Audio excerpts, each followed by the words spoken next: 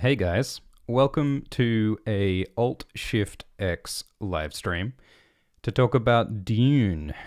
We've just released a whole lot of Dune content.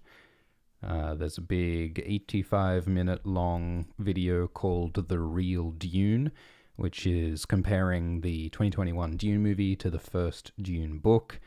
There's also a podcast chat conversation with Quinn from Quinn's Ideas, the YouTube channel.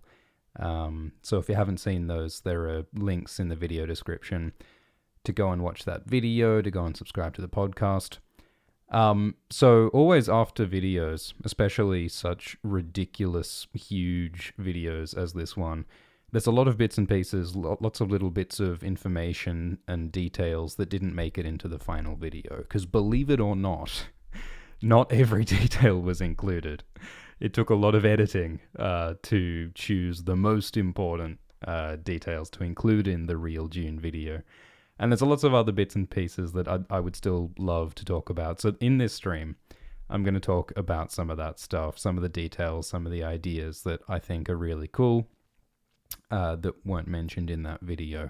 So this live stream, I want to focus on the first half of the first book, and the Dune movie. So I don't think we're going to talk about any spoilery stuff. I don't think we're going to spoil the next Dune movie or the later books. I will warn you if we're going to drop any spoilers, but I think at least to start, we're going to focus on the movie and the first half of the first book, because there is plenty to talk about just in that first half of the first book and the movie. So yeah, links in the description if you haven't seen that stuff, and I'll answer any questions that you guys are dropping in the live chat. And yeah, what do you want to talk about, guys? Thanks for the super chat from Matthew Smith, who says, I love the video and I love you. Oh, thank you, Matthew. Love you too. All right. One of the things that I wanted to talk about was Earth, because Dune is set thousands of years in the future. We don't know exactly how many thousands of years. I mean, it tells us that Dune is set in the year 10,191, but that's not AD, that is AG, which means after Guild. So Dune is set 10,000 years after the formation of the Spacing Guild, who are the spooky space people who control space. And we don't actually know how long after today the Spacing Guild was formed. I mean, I'm talking about the canon of Frank's books here, by the way. So, like space travel is mentioned as having taken place for like 10,000 years before the Spacing Guild formed, I think. So my point is that it's like at least 20,000 years in the future. So Earth in this far distant future is now a mystery. It's like a mostly forgotten memory in Dune. They mention how like the upheaval of the Butlerian Jihad, which is when they broke all the computers and the robots, the chaos and the upheaval of the Butlerian Jihad destroyed a bunch of historical information about Earth. And so throughout the Dune books, and I'm not spoiling stuff, throughout the Dune books there are these little references, these little bits and pieces, these little memories of Earth that are still remembered. They mention France, because the word melange, like spice is also called melange, and melange is like a French word. And so, the historians in Dune say that, we think that the word melange comes from some ancient Terran place called France, and it's spelt all funny. So there's like a vague, there was once something called France, but they don't really know what it is. And there is a character in the later books who recalls London and Mozart and Bach, but he's one of the few who's aware of this stuff. So I really enjoy how Earth is this long forgotten memory, because that fits with the themes of Dune being about change. Nothing like stays the same forever. And the fact that Earth is like irrelevant in the universe of Dune I think fits that theme really nicely. They do also talk about how there are life forms from Earth that are now on Arrakis, like the kangaroo mouse, and like the desert hawks and the date palms and the barrel cactus. And in the Dune book, they talk about how, like we're pretty sure these animals are from Earth, and we don't really know how or why there are these Earth creatures living on Arrakis, but here they are. So, I mean, I guess obviously, like Frank just wanted to include real animals so that we, know what they are. But Earth sort of has a legacy in the universe of Dune, but it's mostly forgotten. I mean, there is in one of the later books, and again, no big spoilers. I'm not going to drop any big spoilers, but there is a character in one of the later books who talks about the great conquests of a king of Assyria by the name of Ashurnasirpal. Ashurnasirpal II, who was apparently a real king of Assyria, who conquered all of these places. And the character describes the conquests of Urmia Lake and Commagene and Kabur and Tyre, Sidon, Gebel, and Israel and Damascus and Edom, and this king conquered all of these places. And then the character says, so this amazing king who took over all these places, does anyone remember these names and places? Can you even name the planet where this person came from? And so the point is that it's like that poem Ozymandias. The point is that no matter how great and powerful you are, your conquests are swept away by time. Nothing lasts forever. No dynasty lasts forever. No plan or ideology lasts forever. And all of our petty human ideas and our petty human egos are nothing before the constant change and flux that is the universe. That's one of the themes of Dune, and I think it's captured really well by the sort of obscurity of Earth. So yeah, they sort of continue to mention bits and pieces from Earth throughout the series, but it's mostly just a relic of interest to few, and I enjoy that very much. Thanks for the super chat from Asael, who says, big fan, was wondering, would an ice cream brand on Arrakis be called the Ben and Jerryet? This wasn't a pun. Look, there's potential there. You should send a letter to the Ben and Jerry's Corporation to get a brand deal happening. Thanks for the super chat from Aslan, who says, how would they end the movies or any other series when the book is unfinished? Feels like another Game of Thrones moment. That's a good question. So, the Dune series, like A Song of Ice and Fire, isn't finished. Frank Herbert died before he wrote all the books that he wanted to write. Frank Herbert wrote 6 Dune books, and his son and another author wrote a bunch of prequels and sequels, but a lot of Dune fans don't consider those books by his son to be canon. Frank himself never got to finish his series himself. And so it's right to be concerned that how are they going to finish this story? But the thing is that, I mean, full disclosure, I haven't read the last 2 Dune books yet, but the Dune series does have a nice, neat-ish story in the first 3 books, or the first 4 books, really. Dune was originally written, the first 3 books were originally written as one story. Dune, Dune Messiah, and Children of Dune. And that is one arc that does tie up a lot of the plot lines and the characters and the themes. After Frank wrote the first 3 Dune books, he believed he was done, and he wasn't going to write any more Dune books. So the 3rd Dune book is an ending. You could totally read just the first 3 Dune books and stop there, and you would have a pretty good understanding of what's going on. The 4th Dune book sort of continues on and adds some more, and then the 5th and 6th, the story continues. But you totally could do an adaptation that stops at the end of book 3, and that has been done. There was a miniseries that started in 2000 that adapted the first Dune book and the second and the third and stopped there, and I think that works.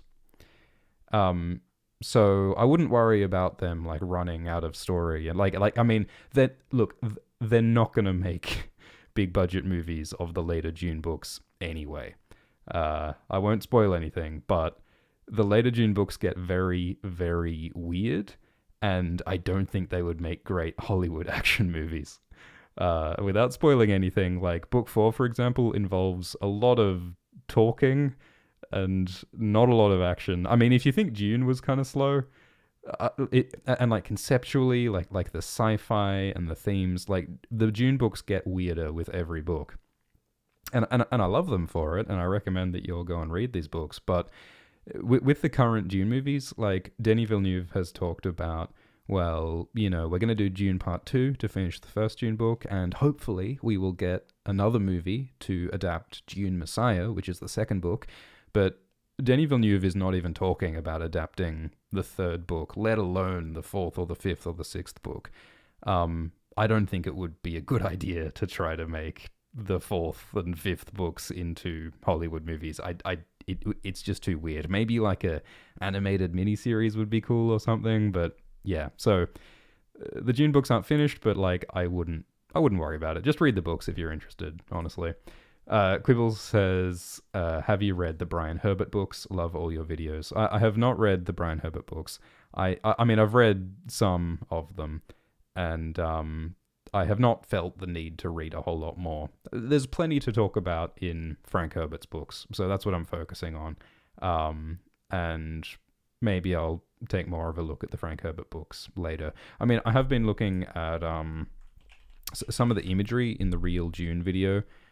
Came from the graphic novel adaptation of Dune House Atreides, which is one of the prequel stories written by Brian Herbert and Kevin J. Anderson. So, you know, I have paid attention to some of what's going on there, and you can go check out that graphic novel if you're interested.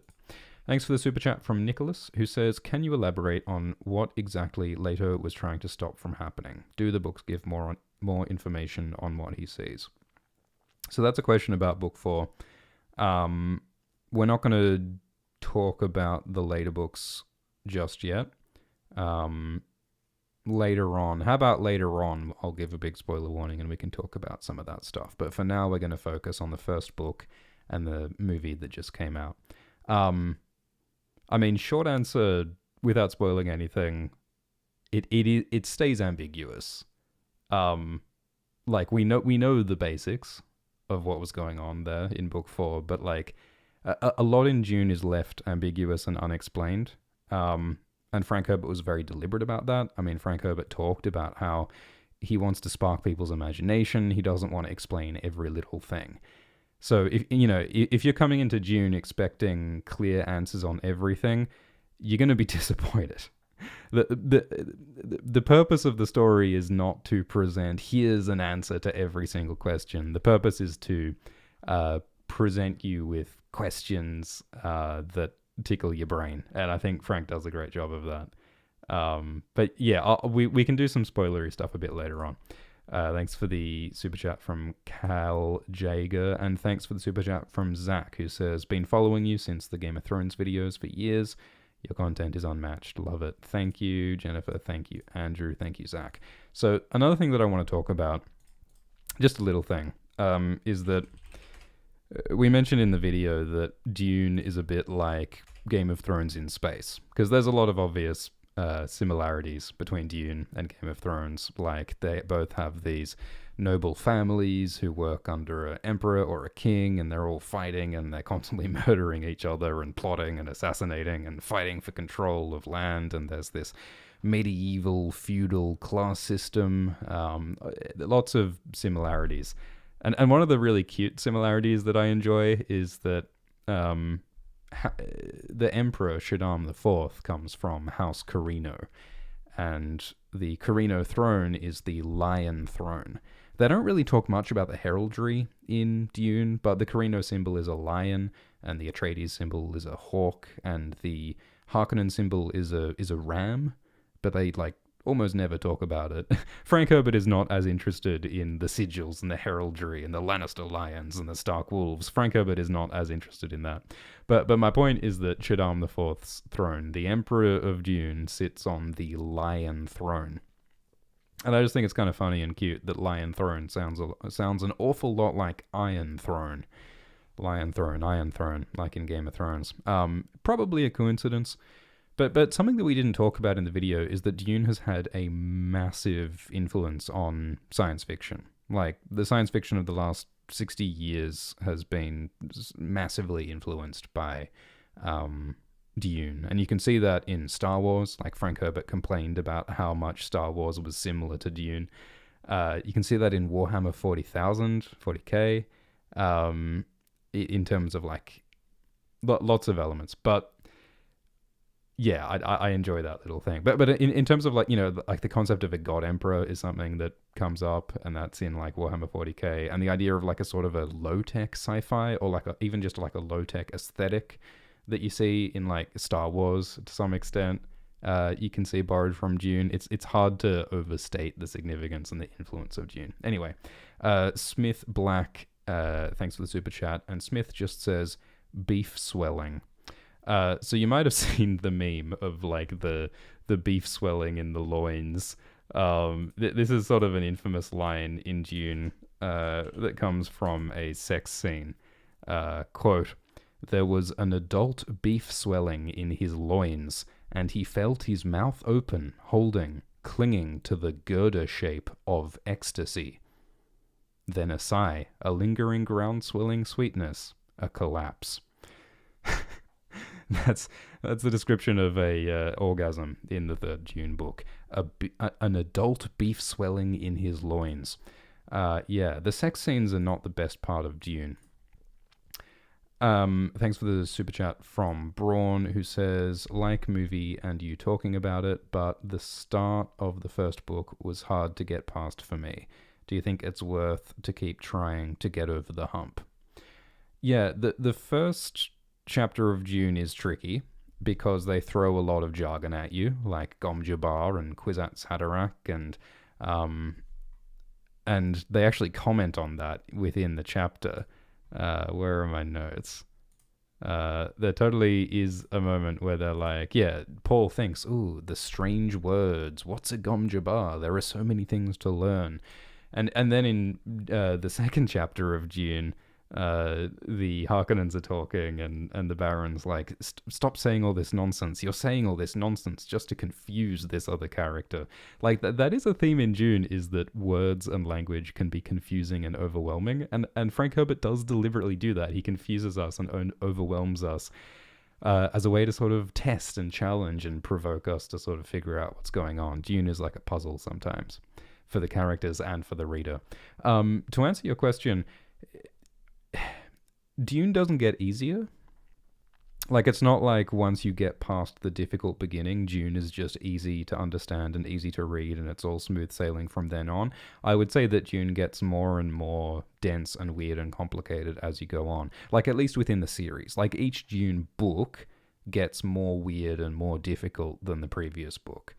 I mean, maybe within the first Dune book itself, maybe if you get past the first chapter, it gets a little easier, but Dune has plenty of weird stuff in it. It's easy to be confused. I mean, it's a good thing that there's that giant Alt-Shift-X video to help guide you through it.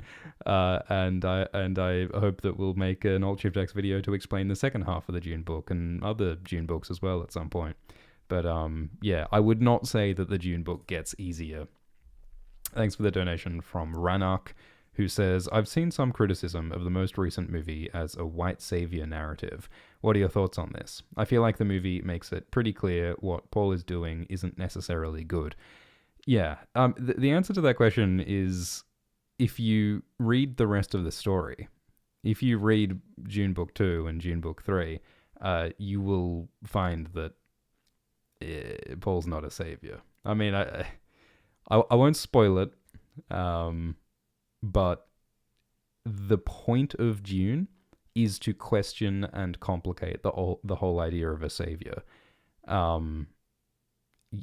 It's not a white savior story. I mean, it's also not about like it doesn't say that Paul is white. I mean, this is not like a super interesting thing to talk about, I guess. But the Dune movie depicted like everyone who's not from Arrakis as being white, and like that contrasts with the skin color of the people who are on Arrakis. But I find it interesting that, like, in the third Dune book, like, it mentions that a character has a saturnine face, which is like an old school word for meaning dark skin. And it also says that that person looks like the Emperor, Shaddam IV. It also just, and you know, the first Dune book describes Leto as having olive skin, and Paul looks like Leto. My point being that if you're assuming that all of the Atreides and the Emperor are white people, that's not really what the book says. And if you're assuming that all of the Fremen and all of the people in Arrakis have dark skin, that's also not really what the book says. The book generally does describe the Fremen and the people of Arrakis as having dark skin, but not all. Like, there's also, like, blonde Fremen. And Chani. Chani is a redhead. Chani is a ginger in the books. So, you know, to answer your question, like, point one, if you read the following Dune books, you'll learn that this is not a simple story about saviors. In fact, the entire point of Dune, or probably, you know, the main thematic interest of Dune, is to question and undermine the idea of heroes and saviors and you know, everyone blindly following a leader. The point of Dune is to question that. So in that sense, it's not about a white savior. And part two, it's not even really clear if the Atreides are white, nor is it always the case that the people who are following him have dark skin. So, I mean, Frank Herbert doesn't describe his characters all that much because Frank Herbert isn't really interested. Like, race is not something that Frank is really that interested in writing about. And so he doesn't describe, like, people's skin color all the time, or indeed their hair color or anything about them. So, I mean, this is something that I talked about with Quinn. So if you go and listen to the podcast, linked in the description, me and Quinn spoke about this in some more detail about whether Dune is a white savior story. And my short answer is, if you read the full story, the answer's no, it's not. Thanks for the super chat from David, who says, I was disappointed that the movie didn't make the Baron the active schemer that he is in the book. In fact, they actively say he didn't sabotage the Atreides. Thoughts? I don't know what you're talking about with they actively say he didn't sabotage the Atreides. I'm not sure what you're referring to with that. But you're right that they definitely made a lot of changes to the Baron. So the Baron in the movie is very understated compared to in the book. The Baron is this lurking figure who exists in the fog, and he's very sinister and he's very quiet. He has this very quiet intelligence, this quiet strength, this quiet menace. He doesn't say much. He just sort of lurks in the shadows. Whereas in the book and in the other adaptations, the Baron is a cackling maniac. I think this gives you a pretty good idea of this shot from the 84 movie. The Baron in the books, he does these monologues. He's flamboyant, he's loud, he's over the top, and he's constantly going on and on about how smart he is and all of his plans. He rants about this is from the 2000 miniseries. The Baron is constantly going on about how magnificent he is and how intelligent, how clever his plans are, and ooh, those Atreides are really gonna suffer. And Denis Villeneuve talked about changing that because he found the Baron in that depiction to just be kind of ridiculous. And it's hard to disagree looking at the bright red Harkonnen nappy here. And instead, Denis chose to make a more of a subtle Baron. And I can understand that. Like, I think that it does work better. I think that the bright red nappy does not work as quite much of a compelling villain as the sinister Baron. But you're right in that there is something lost there. Because in the book, we get to see more of the Baron talking about his plans. And you're right, we do get more of a sense of him being a active participant in what's going on and more direct. And that's something that I want to talk about, actually.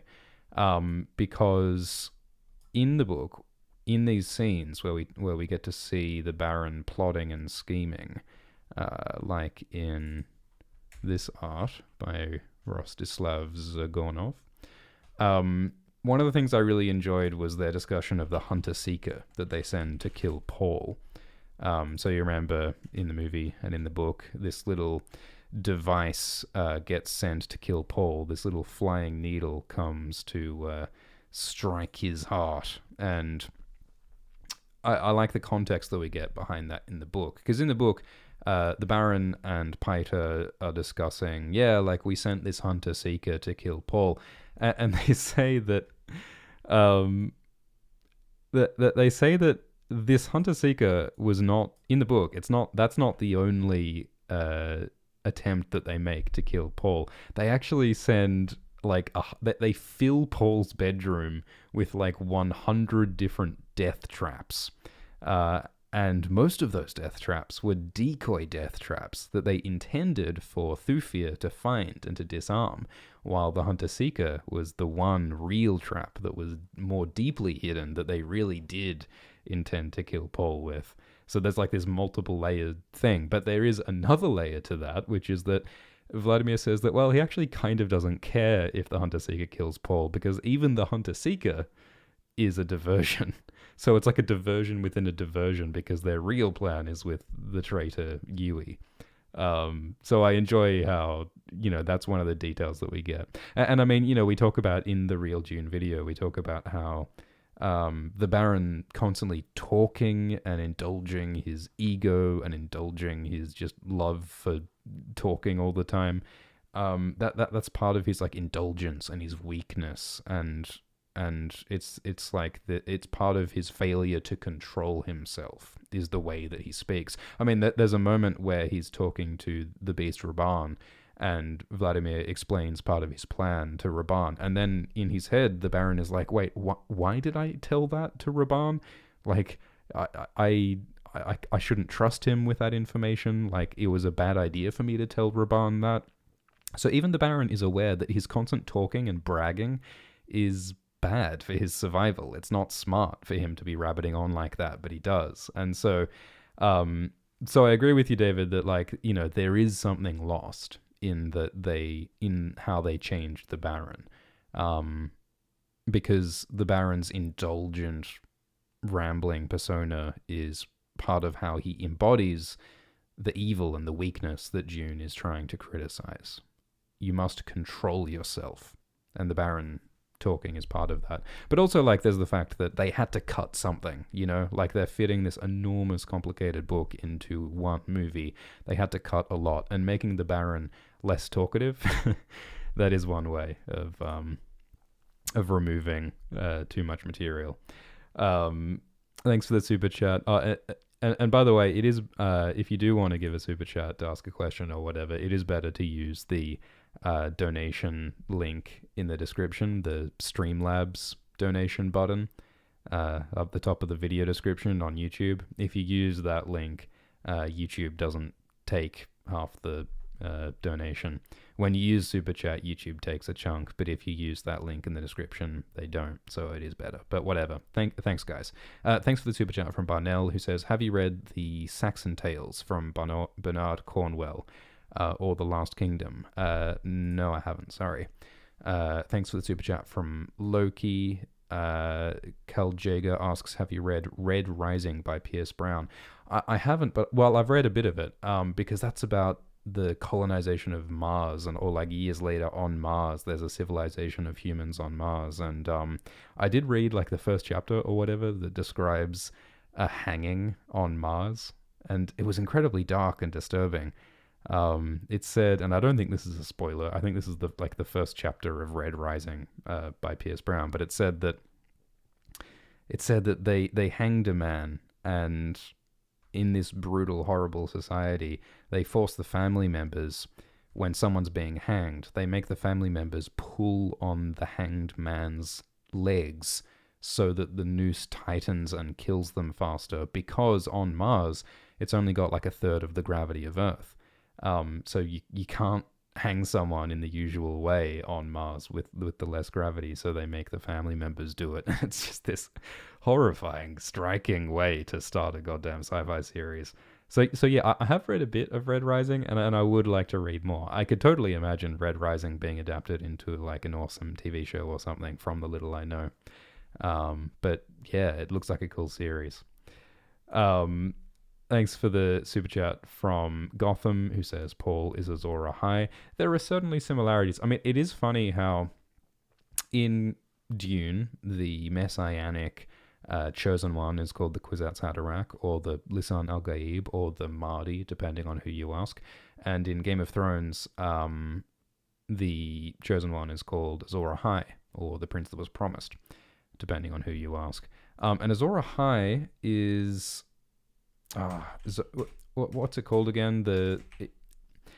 Azor Ahai is taken from a Zoroastrian messiah called Ahura Mazda. Is that correct? Ahura Mazda. Yeah, that Ahura Mazda is a real religious figure in the Zoroastrian religion. The creator deity in Zoroastrianism is called Ahura Mazda. And I think Ahura Mazda is where George Martin got Azor Ahai. Both George and Frank take real sort of history and mythology and sort of twist it and scrub off the serial numbers and use it in their own stories. And so Azor Ahai comes from Ahura Mazda. Kwisatz Haderach in Dune comes from Hebrew mythology, or like a Jewish mythology, which I think is also Kwisatz Haderach or something very similar, which in Hebrew mythology it refers to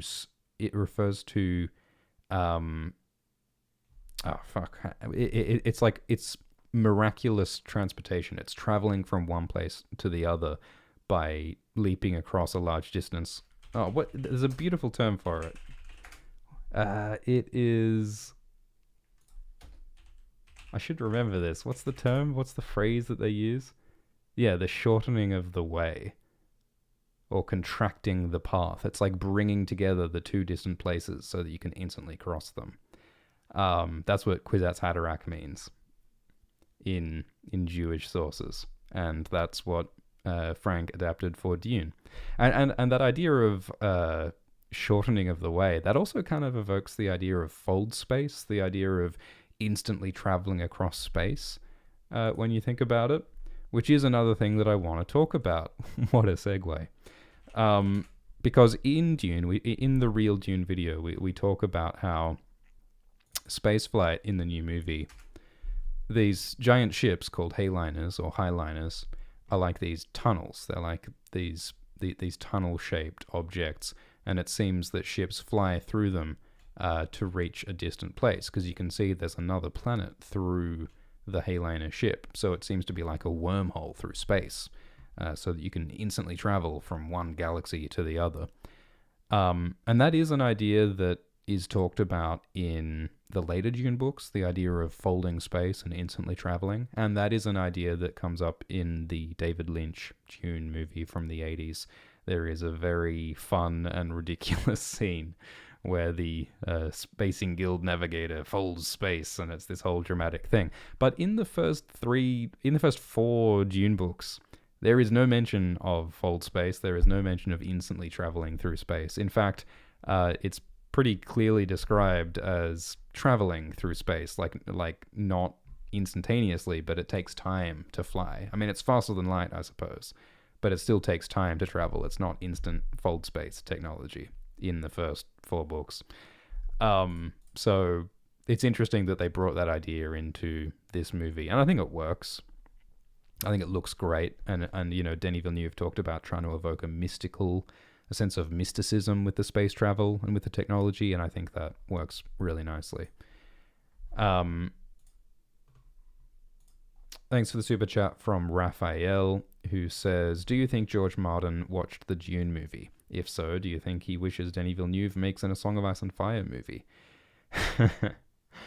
Yeah, well, I mean, that there are people saying, ooh, they should remake Game of Thrones Season 8 since it was so bad. They should do like a movie to remake it or something. I don't know, Denis Villeneuve doing A Song of Ice and Fire. I mean, Denis Villeneuve is so good at science fiction with like Arrival and Blade Runner 2020 something. Would Denis Villeneuve do like a medieval fantasy like Game of Thrones? I mean, maybe. I don't know if that would fit his style. I mean, Denis Villeneuve is quite minimal in some ways. I mean, especially in Dune, like stylistically, and even in terms of like, you know, the direction and the dialogue and everything's kind of understated in Dune. Whereas A Song of Ice and Fire, I would like to see A Song of Ice and Fire being more lavish visually and in terms of the production and in terms of the detail and the richness and the sets and everything. Like, one of my complaints with the Game of Thrones TV show is that they took away a lot of the bright, colorful costumes and the armor and the hair and the speeches and the food and the animals and the armies and the castles. Everything's big and bright and bold, and the banners and the wind. That's part of the point of the A Song of Ice and Fire books, is to really revel in the fun of that fantasy at the same time as, like, thematically, George undercuts and questions and subverts the assumptions of that genre and of that fantasy. It's meaningful that A Song of Ice and Fire really relishes the genre and the senses and the experience of the genre at the same time that it subverts it. What's my point? My point is that if I did see like a Game of Thrones movie or something by a different creator, like, I would want to see more visual intensity, if anything. Anyway. Thanks for the super chat from David, who says, the carry-all failed in the film, but the pilot was bribed in the book. Yes.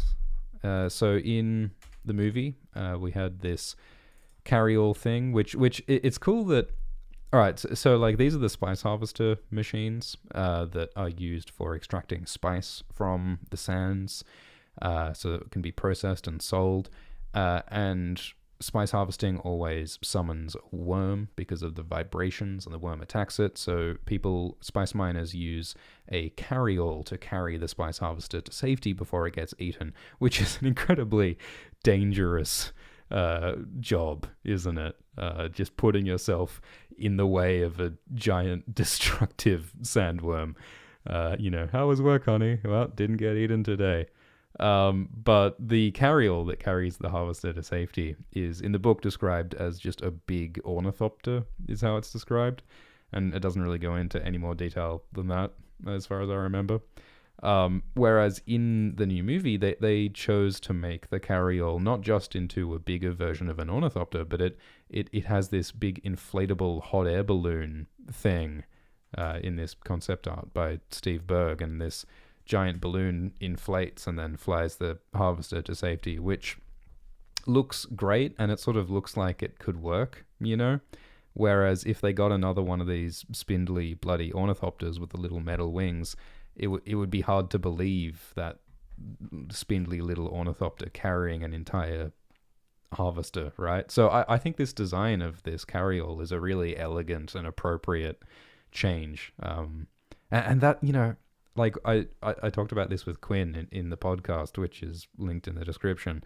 I think they made really smart changes, Like the Denis Villeneuve 2021 Dune movie is mostly very faithful to the books, and I think most of the changes they made were really smart and good changes. And yeah, I like how they changed the carry-all. But anyway, as you say, David, so in the movie we see how the carry-all just breaks in the movie because all the gear is like badly maintained, and the Harkonnens have just left behind all the broken shit to sabotage the Atreides.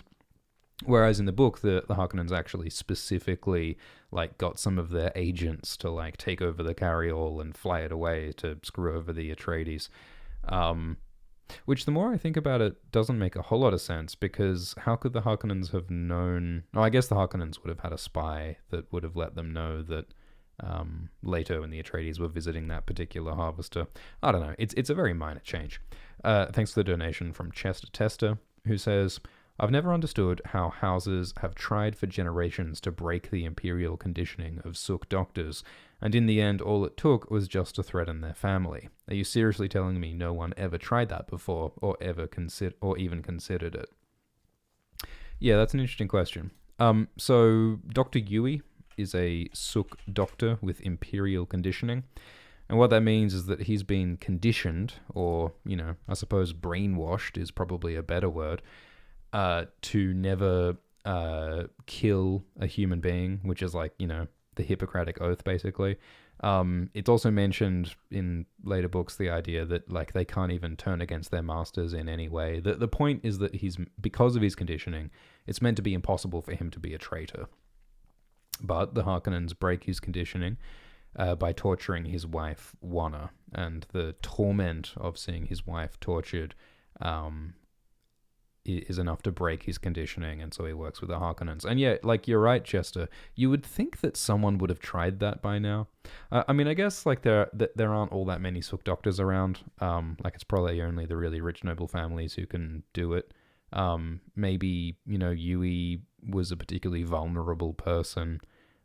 Maybe his love for his wife was so unique. Because, yeah, this is really special. Because, like, the Baron talks about how, hey, like, we can't let anyone find out that I broke Imperial conditioning, because that is a really big deal.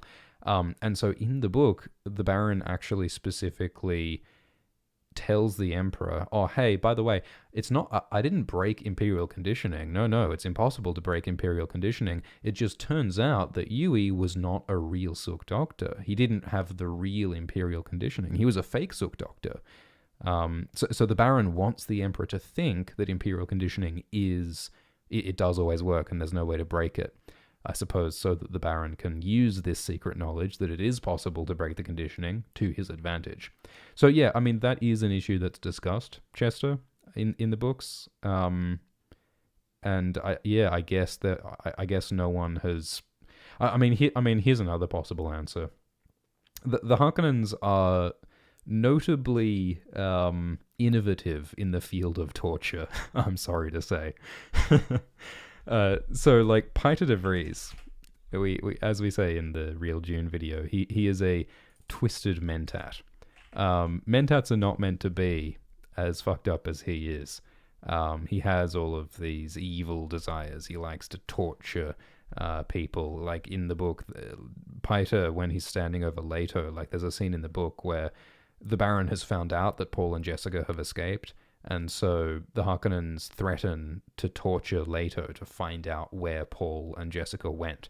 I mean, Leto doesn't even know, so it's pointless. But, like, there's this really gross stuff where Piter is like, oh, if I dripped, like, boiling wax on you until you burned, the lacerations and the lesions on your skin would be so delightfully glorious, or something really gross like that. And there also is this idea, and this is not a spoiler. I don't think this is a spoiler. It's all right. It's in the appendix. This is maybe a tiny, tiny spoiler, but Piter invented something called residual poison, and the idea of residual poison is that you put the poison in someone's body, and the chemical is such that it doesn't kill the person instantly. Because you give the person an antidote. And so as long as you keep giving the person the antidote, the residual poison won't kill them. But if that person ever leaves your control, or if you ever just choose to stop giving the person the antidote, the person dies. The person needs the constant antidote being given to them to survive. That's what a residual poison is. And the appendix mentions that, like, yeah, Piter invented the residual poison. And in all the talk about the torture and stuff, like, Piter is way too into torture. My point is that Piter is so fucked up and so smart that he invents whole new kinds of torture and killing that no one has thought of before. He is an innovator in the field of murder.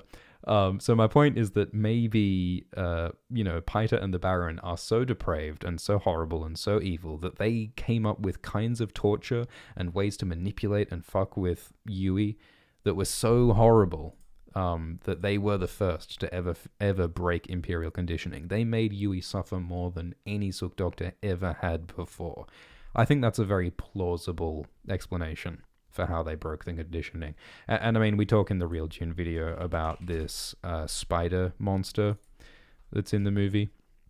And this spider is not in the book, but there is a theory going around that what if this spider is Dr. Yui's wife, Wanna, and they took her apart and put her back together again into this monster as part of their torture. And so I think that's, a cool idea, if not something that's in the books. Thanks for the super chat from Silver, who says, "Sorry, but I must point out that you pronounced Yui's name wrongly. It's not Yui. It would be Yue. Think yeah, but with a U. Yeah. I pronounce things wrong. Everyone pronounces some things wrong. Frank Herbert didn't worry about pronunciation too much. I don't either. You know that George Martin, the author of Game of Thrones, you know how he pronounces Dothraki? He pronounces it Dothraki. George Martin says Dothraki.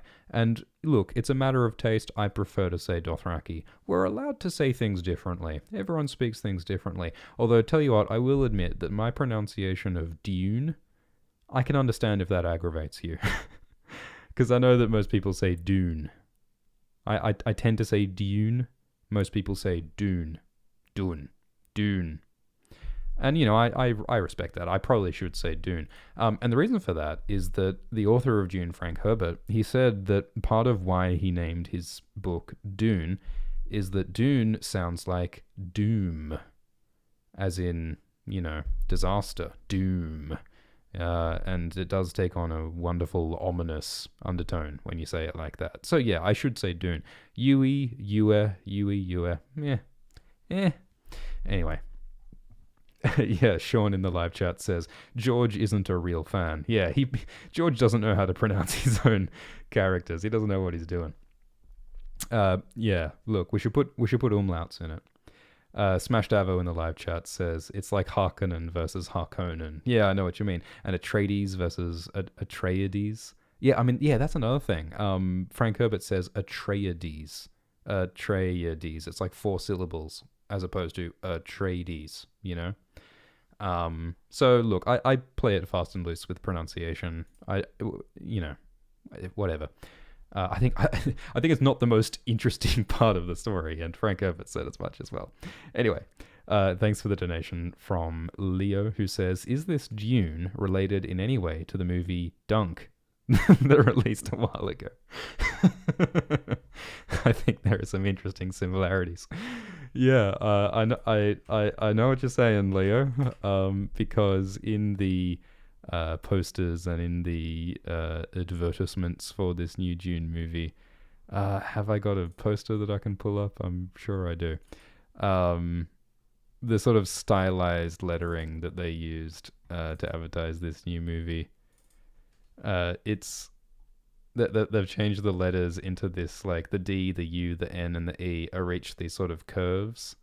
And the unfortunate thing about that pattern is that the letter E has a line through the middle, which breaks the pattern. So they sort of awkwardly remove the line in the middle of E and replace it with this sort of burst of light, which kind of works, but like if you sort of squint your eyes, it does look like it says dunk. I thought you were talking about dunk and egg for a moment there, but yeah, look, it's a bit tortured graphic design wise. It's a cool idea. They did their best with it, but maybe they just should have written their letters normally, you know? Yeah. Thanks for the super chat from Jess, who says, "Hey ASX, now that the Expanse show is done for now, will you do videos on the rest of the books? I got into the show from your videos. Thanks for all the great videos you share." Yeah, so we made a bunch of videos about The Expanse, which is a sci-fi series by James S.A. Corey, who, by the way, James S.A. Corey is a pen name for Daniel Abraham and Ty Frank, who, by the way, worked with George Martin. Ty Frank was George Martin's like personal assistant for years, and Daniel Abraham wrote the graphic novel adaptations of A Song of Ice and Fire, working with George, and they're like friends of George in New Mexico. I mean, this is just gossip that you might find interesting, because I do. What's my point? My point is that The Expanse is a really cool series. I like it. And so that's why we made a bunch of videos about it. And the Expanse TV show covered the first 6 books, but it did not continue to cover the last 3 books. It's a 9-book series. And I'm sorry if this horrifies you, but James S.A. Corey, Dan and Ty wrote all 9 Expanse books in between when George Martin wrote the last A Song of Ice and Fire book and now. Let me rephrase that. the 9 Expanse books were written in the same time it's taken George to write 0 books. in the time we've been waiting since the last Game of Thrones book, A Dance with Dragons, George has written 0 books, whereas Daniel and Ty have written an entire 9-book science fiction epic. I mean, all right, strictly that's not true. I think maybe A Dance with Dragons might have come out after the first Expanse book. And also George did release The World of Ice and Fire and Blood and whatever. But still, that is, like, my God. The James S.A. Corey sure can write. But yeah, I like The Expanse a lot. And you can go and watch, I think there's like 9 Alt-Shift-X Expanse videos. I like that series a lot, and I hope that one day there is a screen adaptation of the last 3 books, because the last 3 books of The Expanse are some of my favorite books in The Expanse. I mean, more 8 and 9. Like, I think my favorite Expanse books are like 5 and 8 and 9. Which is a hard sell. Like, if you're trying to convince someone, hey, you should totally read this 9-book science fiction series. It gets really good around book 5. Kind of a hard sell. And each of them are quite long. Anyway, this is not an Expanse live stream, so we're not going to talk about it here. But you're very well. To answer your question, Jess, I'm not planning to make an Expanse video about the last 3 books anytime soon, but I would like to at some point. I'm not in any rush, but yeah, it would be cool to do a video about the last 3 Expanse books, because I'm sure there are lots of people who followed the show and are curious about the next 3 books, and who knows if they'll ever be adapted, so maybe someday. Thanks for the super chat from Sir Laszlo, who says, why did the Harkonnens try to assassinate Paul? Good question. Because, yeah, we were talking before about, they had this plot with the Hunter-Seeker to assassinate Paul, which is that, like, flying assassination device that comes and tries to stick Paul with the pointy end. It's meant to actually, like, go inside your body and, like, chew through the arteries and find a vital organ, which is a horrifying detail. And as I said earlier, the Harkonnens mostly did the Hunter-Seeker as a distraction. I mean, you get the sense that they did it, that they tried to kill Paul more because, like, the Atreides would be suspicious if they didn't try to kill the Atreides, because Vladimir, the Baron, when he talks about this plot, he says that, I kind of hope they don't kill Paul, because the Baron is sexually attracted to Paul in the books, because the Baron has sex with boys and rapes young boys in the book. And so the Baron's like, I don't really want to kill Paul, but I'm going to do it anyway because we need to, like, keep the Atreides on edge and distract them from our real attack, which is the traitor Yui, or Yue. So it's a multi-pronged attack. Like, in Dune, they're always talking about this idea of, like, distracting you with something so that you can kill with the real threat. So, like, in shield fighting, when Gurney and Paul are attacking, that's something that they added in the movie, actually, where Paul thinks he's defeated Gurney and he holds the knife to his throat, but then Gurney's like, oh, by the way, I've got you too. I've got a blade at your heart. So there's the idea of, like, distraction. I mean, they talk about one of the common strategies in shield fighting in Dune is to use a slip tip, which is like the secret blade in the left hand. So you do a feint and a fake attack with your right hand so that you can distract the opponent and then sneak the real blade, the slip tip, to kill them with the blade sinister in the hand sinister. So it's this constant idea of, like, you distract your opponent with a feint or a distraction, and then you go in for the real kill. And masterfully, like, that motif, that idea, fits with one of the central themes in Dune, which is about you have to control your mind. And so, like, part of why the Harkonnens are the ultimate bad guys in Dune is because the Harkonnens are indulgent and they fail to control their minds. Like, we talked about that in the Real Dune video. The Baron constantly eats. The Baron constantly indulges his evil sexual desires. The Baron constantly talks. The Baron's hands are constantly moving compulsively. He can't control himself. He can't control his mind. And that makes him distractible. When you are distractible, when you fail to focus on the right things, you get killed by the blade, by the hunter-seeker. It's all about... And that relates to language as well. Like Dune talks about how language can be used to confuse and distract people and to mislead them, which can make them vulnerable to attack. So the answer to your question, Laszlo, is that the hunter-seeker attack was a distraction to make the Atreides more vulnerable to the real attack, which was Yui and the, Sardaukar. And that fits with the theme of, like, controlling your mind lest you be distracted and killed. And while we're talking about Gurney, by the way, so, like, this scene where Gurney fights Paul, they train, is similar to how it is in the book. But one of the differences is that in the book, like, Gurney fights Paul so hard that for a moment Paul is like, oh my god, is Gurney trying to kill me for real? That's how hard Gurney fights Paul in this training scene in the book. And then he realizes that, oh no, Gurney's just really pushing me. He's not really trying to kill me. But Gurney's kind of making a point here, Like, he's fighting so hard to show Paul, hey, you have to be ready. This is serious. Like, this is not about training anymore. This is not about games. This is life or death. Arrakis is serious. Arrakis is real danger. We know that the Harkonnens and the Emperor are out to get us, so we need to be at our absolute best. So it's about, like, growing up. And, Gurney does have a lot more going on in the book, and some of that might happen in the next movie. But, I mean, Gurney's personality, he is this minstrel, this singer, this poet. He's quoting scripture all the time. There's a little bit of that in the movie, but I don't know. He has a lot more in the book that is fun. Like he sings a song in the Ornithopter about he is a desert owl and he sees across the desert, and it's just like cute and fun. And he sings like these dirty songs. And Paul is like, you better not let my mum hear you singing those songs about how hot those women are on that one planet. Like, he's just like got a lot of personality in the book, which is really fun. And I think it's a shame that wasn't included in the movie. Thanks for the super chat from MLG Bear Fighter. Thanks for the donation from Goblins Are Real, who says, I really wasn't a fan of the way Duncan Idaho was portrayed. I really think the actor is not a talented actor and shouldn't be given a speaking role with such weight.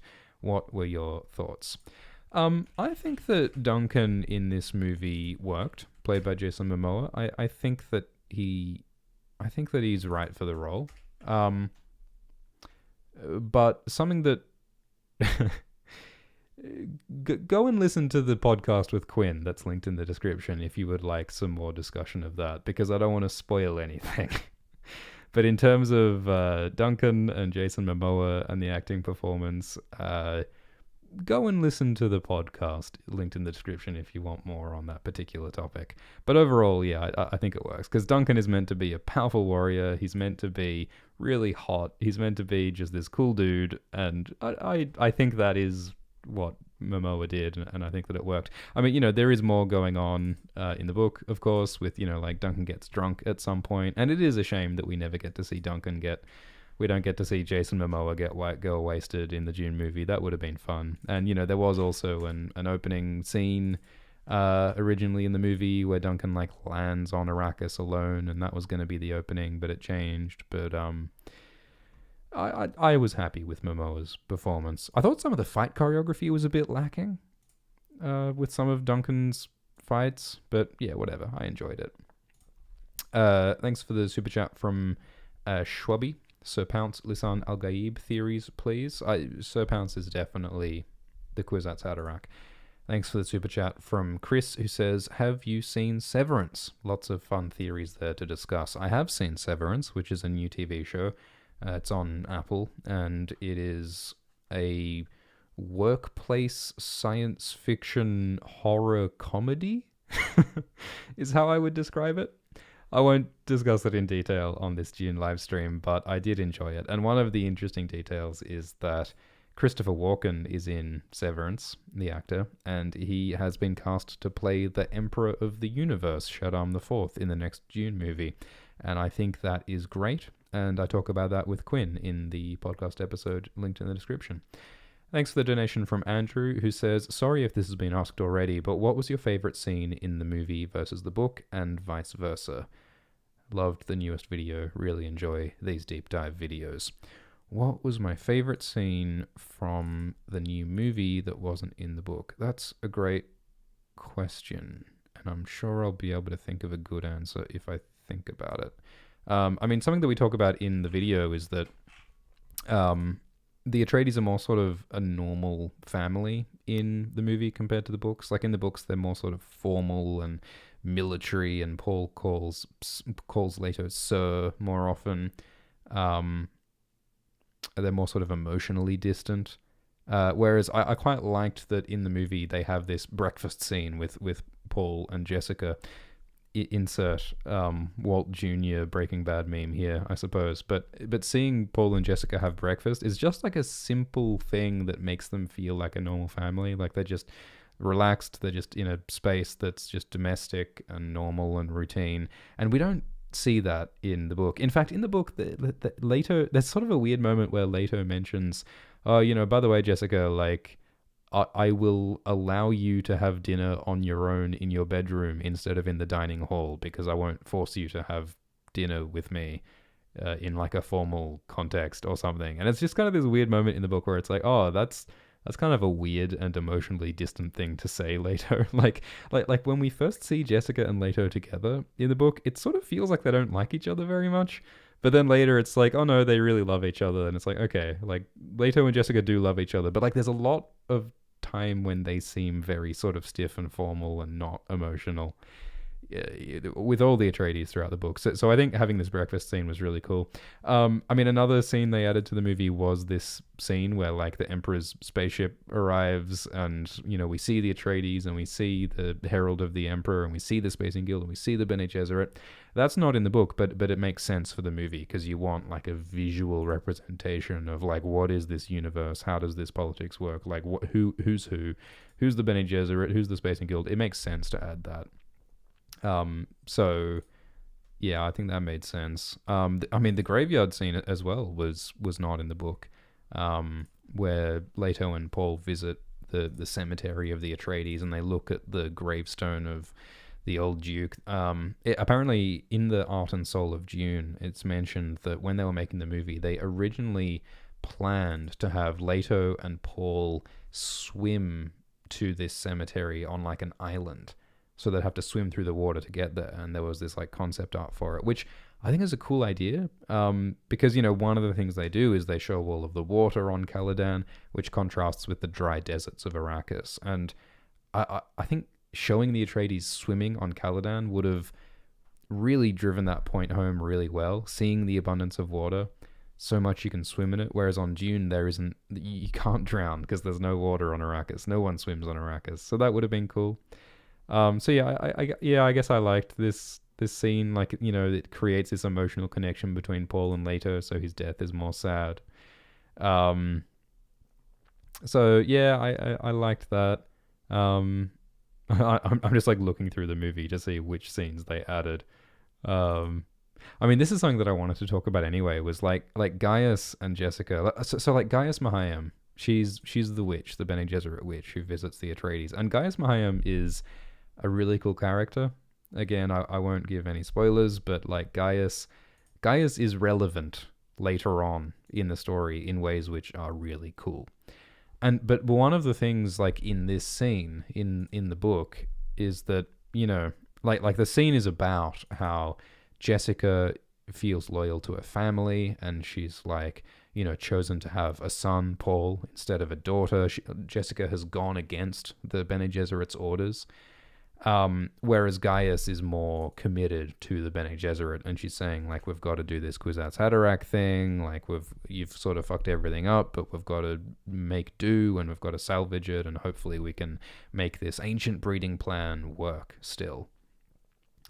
And so, it shows us this tension with Jessica's intention between love and duty, like in Game of Thrones, between the Atreides and the Bene Gesserit plan. But in the book, they have that same tension with Gaius as well. In the book, Gaius cries at the end of this scene as she's walking out. And Gaius says that, like, she's sorry that she can't help Jessica more, because, like, Gaius is like a mother to Jessica. Jessica doesn't know her mother. Jessica doesn't know her father because she's a Bene Gesserit, and they take people away from their parents, and she doesn't know what her history is. And so Gaius is like the closest thing that Jessica has to a mother. And so Gaius is being a hard ass and saying, like, you gotta get in line. Like Gaius says that Jessica was an idiot for falling in love with Leto, because the Bene Gesserit aren't meant to love like that. The Bene Gesserit aren't meant to love. They're meant to be above that. They're meant to be in control of their emotions, and they're meant to use their partners for political reasons. Like, the Bene Gesserit are these great manipulators. They are these controllers, and they're not meant to have real feelings for their husbands. So that's the fascinating tension with the Bene Gesserit. But Gaius also shows some real emotion in the book. Gaius says, quote, "Jessica, girl, I wish I could stand in your place and take your sufferings, but each of us must make her own path. I cannot let that interfere with duty." And Gaius lets out a tear in the book. And Jessica sees this tear and she's like, fuck. like seeing the Reverend Mother Gaius Helen Mahayam, this tough, hard as nails, psychic mega witch, seeing her cry and show vulnerability and uncertainty is, like, earth-shaking for Jessica, and it's really powerful. So I think it's kind of a shame that wasn't included. And there are some people in the live chat talking about Gaius and Jessica, and there are things in later books, but, you know, we're not spoiling things here. Are we just going to go through every scene? I mean, what else was added? It was fun to see Paul looking out over the sunset on Caladan, which is just like that shot in A New Hope, Star Wars, when Luke Skywalker is looking out at the double sunset. It's the hero before they set off on their journey. They're looking out at the world, looking out at the horizon before they strike off into the distance. This scene where the Atreides walk out onto Arrakis and the people are shouting Lisan al-Gaib, that wasn't in the book. It's just mentioned in one of the, like, quotes that, like, oh, by the way, some people think that Paul is Jesus, but it's not actually shown in the book. It's just mentioned, and that's true of so much of the Dune book. There's so much stuff, including, like, really important moments in the book, that are just, oh yeah, I mean, that happened, by the way, and then they talk about it after the fact. There's very little action in the book, so it makes sense that they add a lot of these scenes to make it visual. They added this, like, gardener talking about the date palms in the movie, which I didn't like, because they took away the idea that the people of Arrakis are resentful of these date palms because they waste water. But whatever. So yeah, I don't know. I liked a lot of the stuff that they added.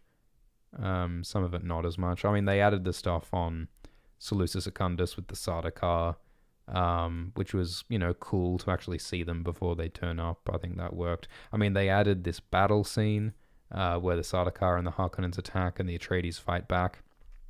There's no battle scene like that in the book.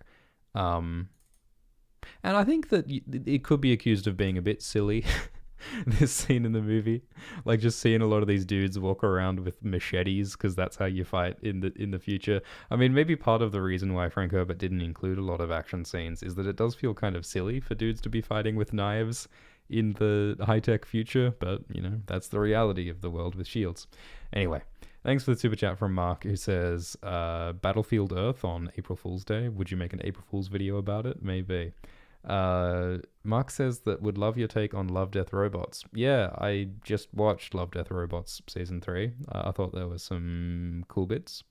Yeah, that is something we could maybe make videos about. Thanks for the super chat from Loki, who says an animated A Song of Ice and Fire show would be awesome. I agree, that could be really cool. Thanks for the donation from Lena, who says, what's your opinion on Jodorowsky's Dune?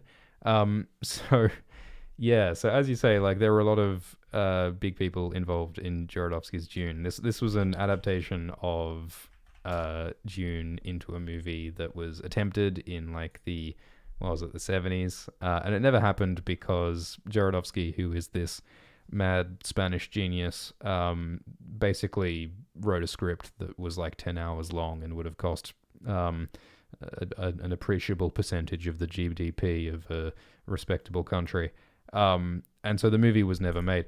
But he got a bunch of, like, all the coolest artists of the time were on board. H.R. Giger, who did the concept art for Alien, he created the xenomorphs and the whole aesthetic of Alien. H.R. Giger was on board for this Dune movie. Salvador Dali, who I didn't even realize was like alive in the same era as these guys. Mick Jagger from the Rolling Stones was set to play Feyd-Rautha Harkonnen. Orson Welles. There's a crazy list of like the badass people who were set to be involved in this giant Dune movie, and it never happened. Salvador Dali was going to be the emperor, and he claimed that he wanted to be the highest paid actor. He asked for $100,000 per hour to act in the movie, and Jodorowsky accepted. So, look, it's kind of ridiculous. I don't know if this movie ever could have happened. But it is a great story, and there is a documentary, a 2013 documentary about Jodorowsky's Dune that I recommend. It's a really cool documentary about this movie that never happened, and it's very cool. Thanks for the donation from someone who says, "Why do you call Piter?" And all right, okay, we're talking more about pronunciation. So you could say Piter Peter, I guess. Like Piter de Vries, Piter, Peter, and Cheney, you could say Charney. As I said, I don't know. I don't really care about pronunciation. Like, I'm happy to imitate the author's pronunciation when possible, but like, I don't know. I don't think it's a big deal. Piter just seems right to me. Cheney, Charney, whatever. There's no particular reason. Thanks for the super chat from Deontay, who says, "I'm watching your Real Dune video. Just found your channel. You have a new subscriber. Keep up the hard work." Thank you, Deontay. Thanks for the super chat from Tech, who says, "As a fellow editor with a much, much smaller channel, I admire your unique style. Do you do your own editing?" Mostly, yeah. Thanks for the super chat from Smith, who says, "Would you rather have the powers of a Reverend Mother or the powers of a Mentat?" Ooh, interesting question. I mean, honestly, like the specific powers of the different people are not always super defined, and sometimes they're not all that differentiated. I mean, like the Mentats are said to have great powers of logic and processing data and computations and calculating probabilities, and that's used in like military tactics and in like finance and in like political battles and like money, and like they figure out all the details. I mean, Thufir is also like a spy master and an assassin master, and so he's like a political strategic powerhouse who figures everything out. I mean, of course, part of the point of Dune is that Thufir fails. Thufir fails to anticipate the Harkonnen attack properly. He fails to protect the Atreides. So, you know, like, Mentats might not be all they're cracked up to be, is part of the point of Dune Book 1. And the point of that is that, you know, maybe our logic and our beliefs and our assumptions, maybe they're not as smart as we think they are, and we've got to watch out for our limitations. But, you know, Dune also talks about, you know, there is value in thinking in terms of flow and process and generalities. So what's my point? My point is that Mentats are definitely powerful and smart, sure. Reverend Mothers, their powers are a little bit more mysterious, without giving stuff away, but they can see into their ancestral memories. So they like have all the memories of their female ancestors. They have all the memories of their mother and their mother's mother and so on, all the way back to the goddamn single-cellular organisms, I think. And they also have the memories of the Reverend Mothers who participated in the ritual. That'll be explained later. Reverend Mothers can control their own bodies, their muscles, their nerves, their reproductive systems, their internal biochemistry. Like, they can swallow poison and then change the chemistry of the poison within their body, so they're immune to the poison. They have like amazing memories. They can like perceive people's body language and their emotions. Like they can read people's emotions from their bodies. They can fight in the Weeding way. They are incredible. They are incredibly badass. And yeah, like the main thing that differentiates a Reverend Mother is that they have that ancestral memory. That's what makes them sort of more than the Bene Gesserit. But they're also generally the most wise of the Bene Gesserit.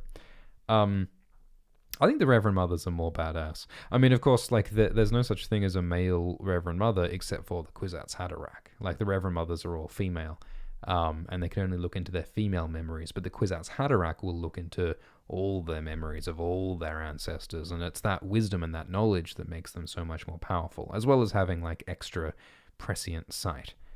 So yeah, I think the Reverend Mother is more powerful. And, you know, if you're a male Reverend Mother, I guess you're the Kwisatz Haderach, so that's pretty cool. Deccan in the live chat says, what is the Weirding way? So, so the Bene Gesserit are trained in combat. Bene Gesserit can fight really well. And we see that in the new movie when Jessica beats up Stilgar. And that also, I think, was kind of lame fight choreography, to be honest. But Jessica beats up Stilgar, and that is a demonstration of the fighting prowess of the Bene Gesserit. And in the book, the Fremen call the Bene Gesserit fighting style the Weirding way.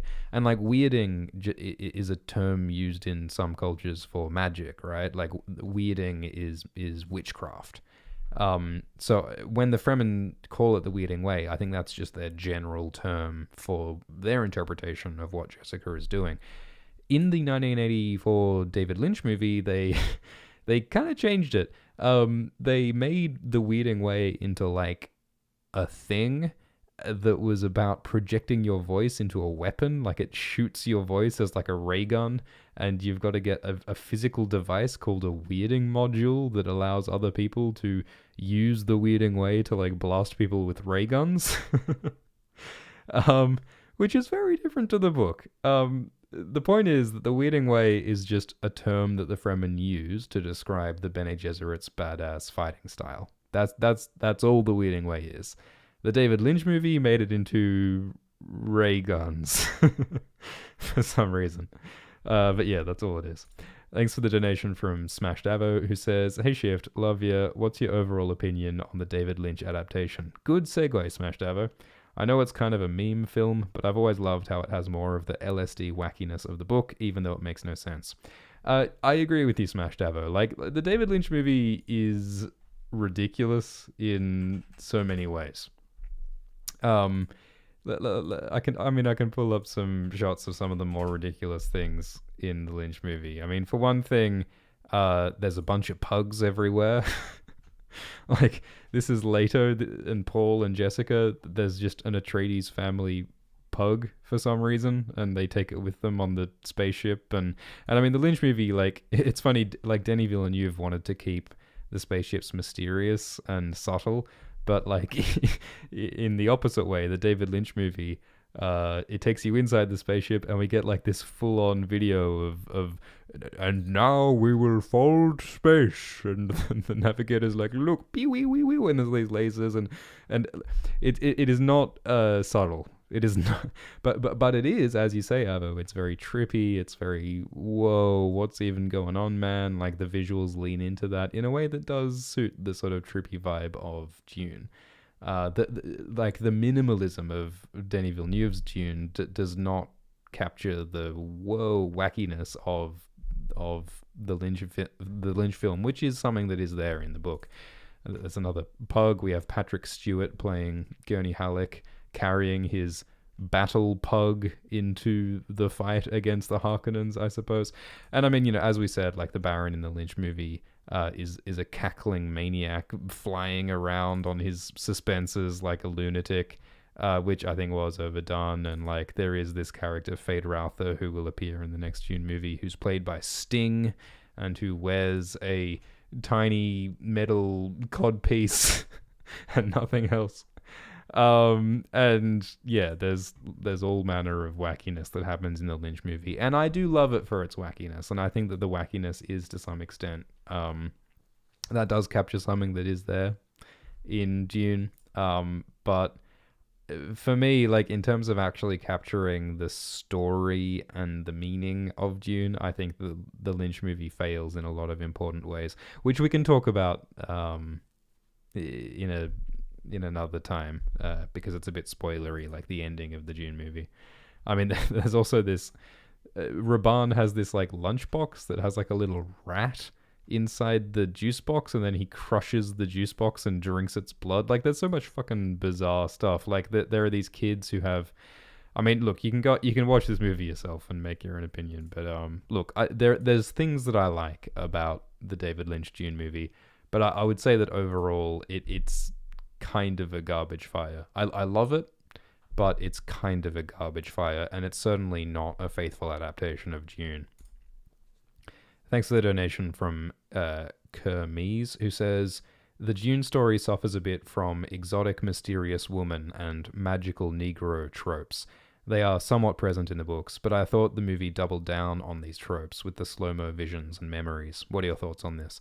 Yeah, I mean, I talked a bit before about the depiction of like race in Dune, and I think that the movie sort of leaned into this idea that all the Imperial people and the Atreides and the Harkonnens, they're all white. Like, I thought it was really weird that the Sardaukar are all white in the movie.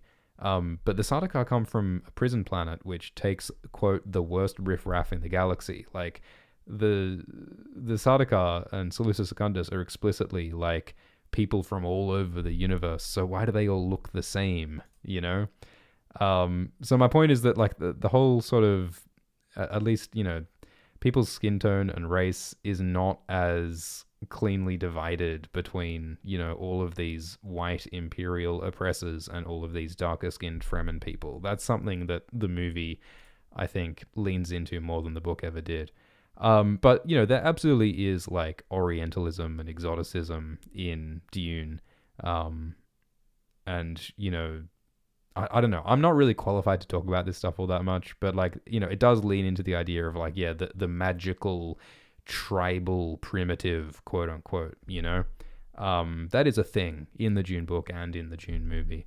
And the Dune movie tried to sort of like take away the specifically like Arabic and Islamic influences that Frank Herbert was partly drawing from, which I think is a shame that it sort of like tried to hide what the influences were, you know, because the influences are still there. It's just not as visible in the new Dune movie. So yeah, I mean, to answer your question, like I agree that there absolutely are like exoticism and Orientalism and like weird race stuff. Like that absolutely is there in the original Dune book and in the new movie, I think. And the movie, I think, does kind of it tries to avoid it, but it kind of makes it worse. There's a guy called what's his name? There's a guy who wrote about this and who can talk about this stuff better than I can.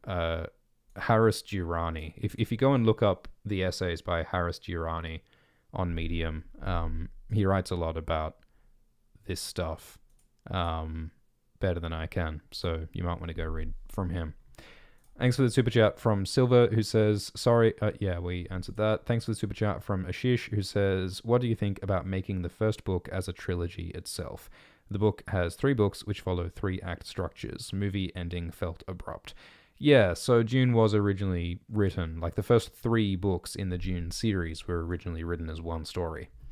And the new Dune movie stops halfway through the first book in the trilogy.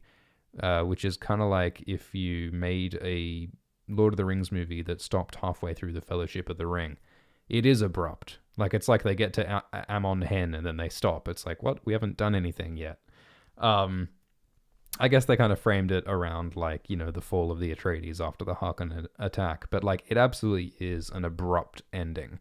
And I think it would be better if it didn't end like that. I think it would be better if they either did it as a TV miniseries, or maybe even if they broke the first Dune book into 3 movies or something. Like, that they're trying to force a structure onto the story that it was not designed for.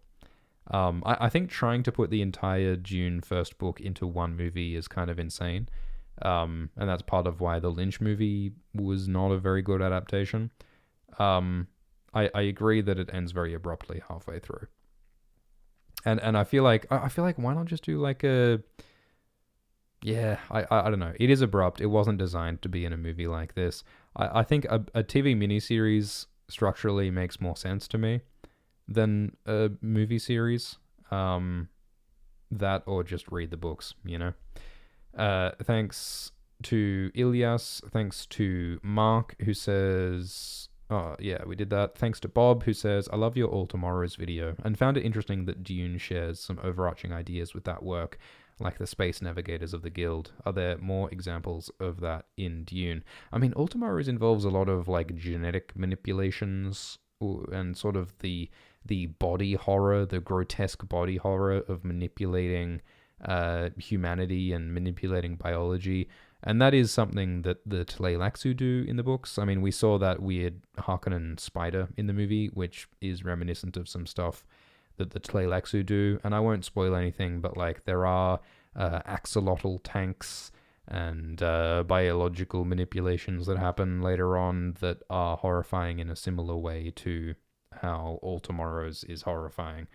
And yeah, in terms of like the rise and fall of empires, like All Tomorrows is about, I mean, in the interview that I did of the author of All Tomorrows, C.M. Kozeman, which you can listen to on the Alt Shift X podcast, which is linked in the video description, Memo said that All Tomorrows was partly inspired by the Decline and Fall of the Roman Empire by Gibbons, which is a famous history book about the Roman Empire. And Memo said that All Tomorrows was partly inspired by this sort of big, broad timescale of looking over the rise and fall of empires. And that's something that Dune does as well. And I think I'm not certain. I don't think there's proof that Frank Herbert ever said this, but I think that the Decline and Fall of the Roman Empire was an influence on Frank Herbert as well. I mean, it's an influence on a lot of people. Because Frank Herbert is definitely interested in that idea of like rising and falling empires. I mean, something else I wanted to talk about was the idea of like decadence and stagnation and decline being like part of what's happening in the Imperium. Like that's something that the Lynch movie did capture really well, was this like crazy golden Art Deco design in the Emperor's court in the David Lynch movie. It captures the luxury and the opulence and the wealth, and that in Frank Herbert's mind is connected to like moral degradation. Like if you're spending all your focus and attention on superficial wealth and indulgence and luxury and pleasure, you're not focusing on what matters, and you're not preparing yourself for danger and for change. And so like this opulence and this decadence is implied to be part of what causes the downfall of the empire. I mean, and that, you know, that includes the Sardaukar. We were talking about them before. And the Sardaukar, it's mentioned in the appendix of Dune that the emperor had been spending less money on training the Sardaukar. And as a result, the Sardaukar have become cynical and corrupt and less effective. The Sardaukar have a reputation as like the best fighters in the universe, but because the Emperor has been spending less money on training them, they're not as good as they used to be. And so, you know, I think that ties into this idea of like decadence and opulence leading to the downfall of the great empire. And that's something that I haven't read The Decline and Fall of the Roman Empire, but my understanding is that that's one of the ideas that comes up in that history book, is the idea that Rome fell because of decadence and opulence and moral decline. And that's sort of how a lot of people interpret it, you know, like the idea that indulging yourself is like immoral and that leads to your downfall, which is kind of a religious idea, like religious judgment, you know, disaster being visited upon you for your moral crimes. That's an idea that sort of floats through a lot of people's heads. And I think that is something that's in Dune. And I think that is something that even All Tomorrows plays with. Thanks for the super chat from Jack, who says Dune would have worked better as a TV series. I just said that, Jack. You copying me? Thanks for the super chat from SHO, who says Paul's abilities get undermined by the fate thing, like in The Storm.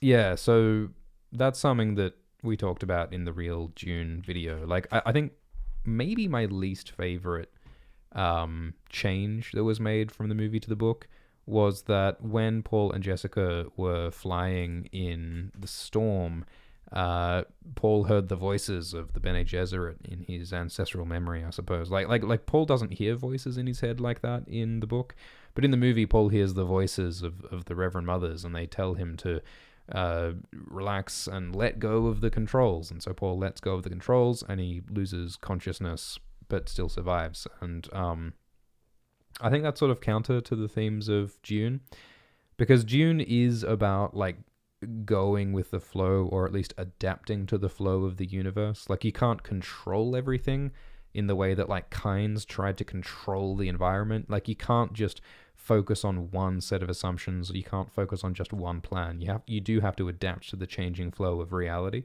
But I think Denis Villeneuve sort of changed that into being not just going with the flow, but like having faith in the universe. Let go of the controls, just let it happen, you know. Like, that's not what Dune's about. I mean, losing consciousness like Paul does, that's not what Dune's about.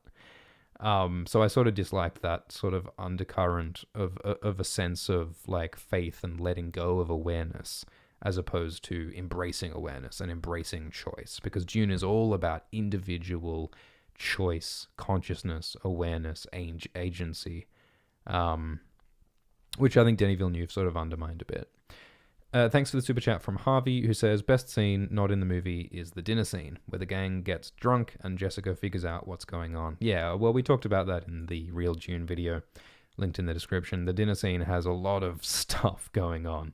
A lot of tension, a lot of sort of mysteries, a lot of moving parts, some of which aren't important at all, but it gives you a sense of tension, which I think is really delicious. Doverblade says, what are your thoughts on the controversial Alt Shift X video, George R. Martin versus Frank Herbert? I try not to watch Alt Shift X videos. I saw that the YouTuber Alt Shift X did a live stream comparing George Martin to Frank Herbert, the author of Dune to the author of Game of Thrones, not respectively. And yeah, there are a lot of similarities between those two. I think that it is really interesting to compare them. I mean, I talk about this with Quinn in the podcast that's linked in the description. But I think that fundamentally one of the most interesting differences is that George, I think, is very interested in just telling a story with Game of Thrones, and just enjoying the genre and enjoying the sensations and enjoying the narrative for its own sake. And he does subvert fantasy tropes a bunch. We'd know more about that if he finished the goddamn series, but you know, Frank, I think, is more focused on exploring specific ideas.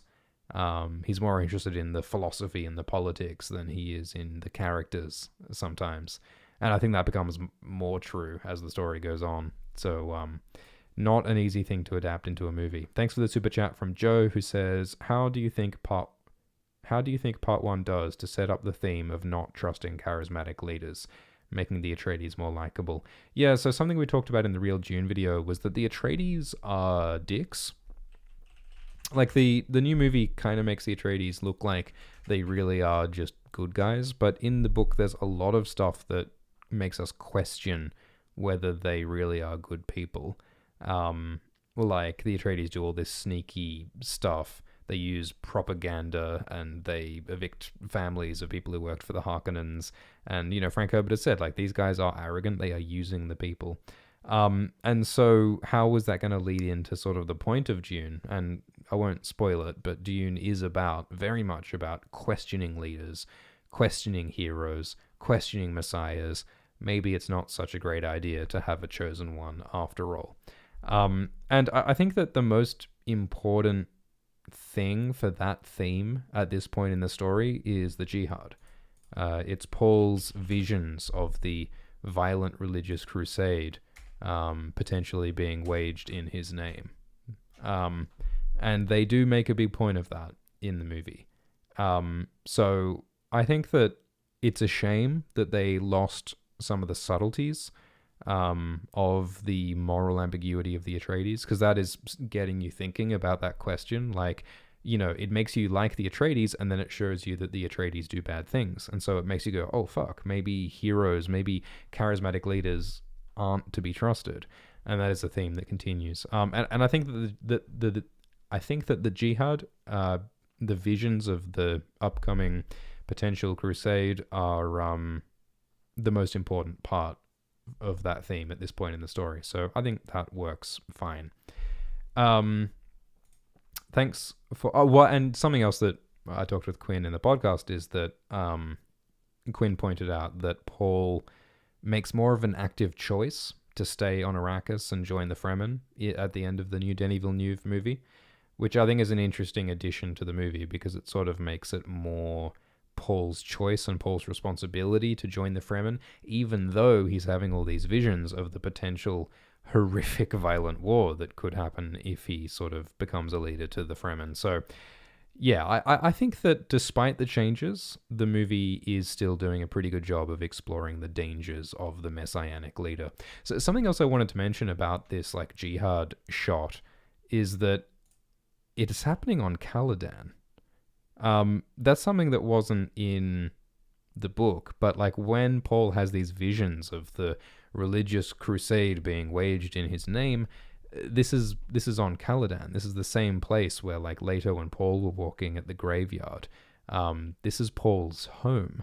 And I think it's a really great change because it makes these visions feel more personally relevant and feel more threatening when it's happening in Paul's backyard, you know? You can't be a NIMBY with a jihad. That's what they say. So I think that's a really cool change. The jihad on Caladan makes it feel even more threatening and meaningful. Thanks for the donation from Leto Atreides Nuts, who says, banging video, love your stuff. The movie is great, but I think it's a shame that Denis refuses to release any deleted scenes. They filmed the Jessica Yui conversation, Gurney on the balisette, there's evidence of the banquet scene being filmed, etc. Yeah, there was also a scene with like Jessica and Paul training at fighting that they removed. Look, if they released a Dune super extended mega director's cut Blu-ray with all the deleted scenes in there, I would love to check it out. It sure would add some cool footage to future Dune videos. But I also trust that Denis Villeneuve and the people who made this movie know what they're doing, and like sometimes things are cut for good reasons. I think it's good to be selective and to show restraint.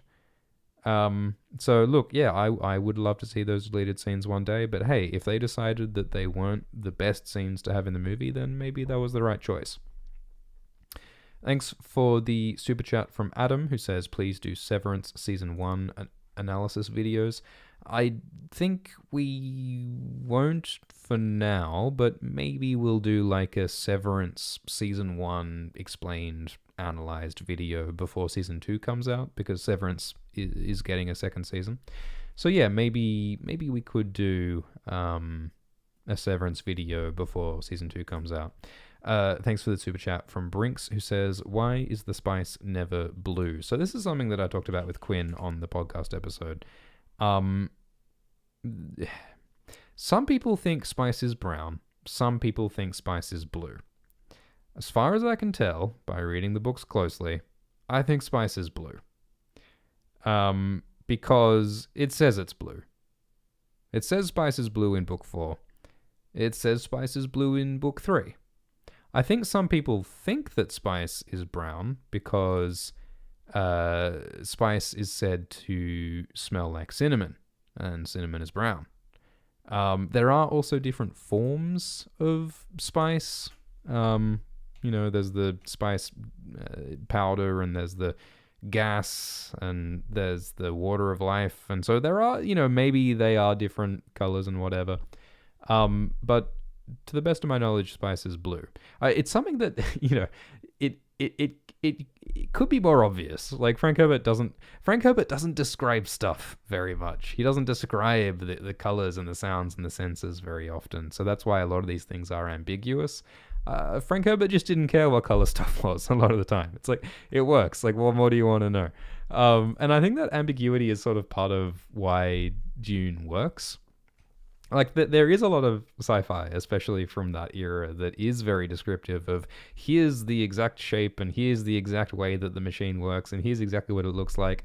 And it's like, maybe that's cool at the time, but then like 50 years later, you're like, well, that sounds dumb. That's not like the technology that is in my world. Like when you read science fiction that imagines the year 2000 and it describes exactly what all the hovercrafts are going to look like in the year 2000, and you're like, that doesn't look like my world. Whereas when you write science fiction that's a bit more ambiguous and it doesn't describe stuff in quite the same ways, it leaves a bit of room for imagination. I think that sort of writing sometimes ages better, because when we are in the future, we can sort of, adapt to how it's described, and we can use our own imagination. And like when we're given room to imagine, things feel more relevant. So Dune describes its technology as the ornithopters look like feathered hawks and the spice harvesters look like giant beetles. Like that simple, evocative description engages the imagination way better than some science fiction that was like, yes, and the 180-foot-long spice device had a spice flange at the end of the spice arm that engaged the thruster towards the aft port. It's kind of stodgy. So, like, in some ways, I'm frustrated by the lack of description in Dune. In other ways, I like the lack of description because it allows you to use your imagination. But all that said, I wish they made the spice blue, because the spice makes people's eyes blue. So, of course, the spice is blue. And also, like, spice, like the color blue in a desert is very magical. It's like water. It's like the sky. It's like, I think this cinnamon color they're using is kind of lame. Anyway. Nassau in the live chat says that Jessica is very subdued in the movie. I hope in the next one she's more outspoken. Something that I've seen a lot of people say is people complaining that, Jessica like cries too much in Dune. She's like super shaking and emotional, and like she can hardly control herself, and that sucks, is something that I've seen a lot of people say about this movie. And yeah, like Jessica does like struggle with her emotions a bunch in this movie, but I think that kind of makes sense when you read the book, because the book doesn't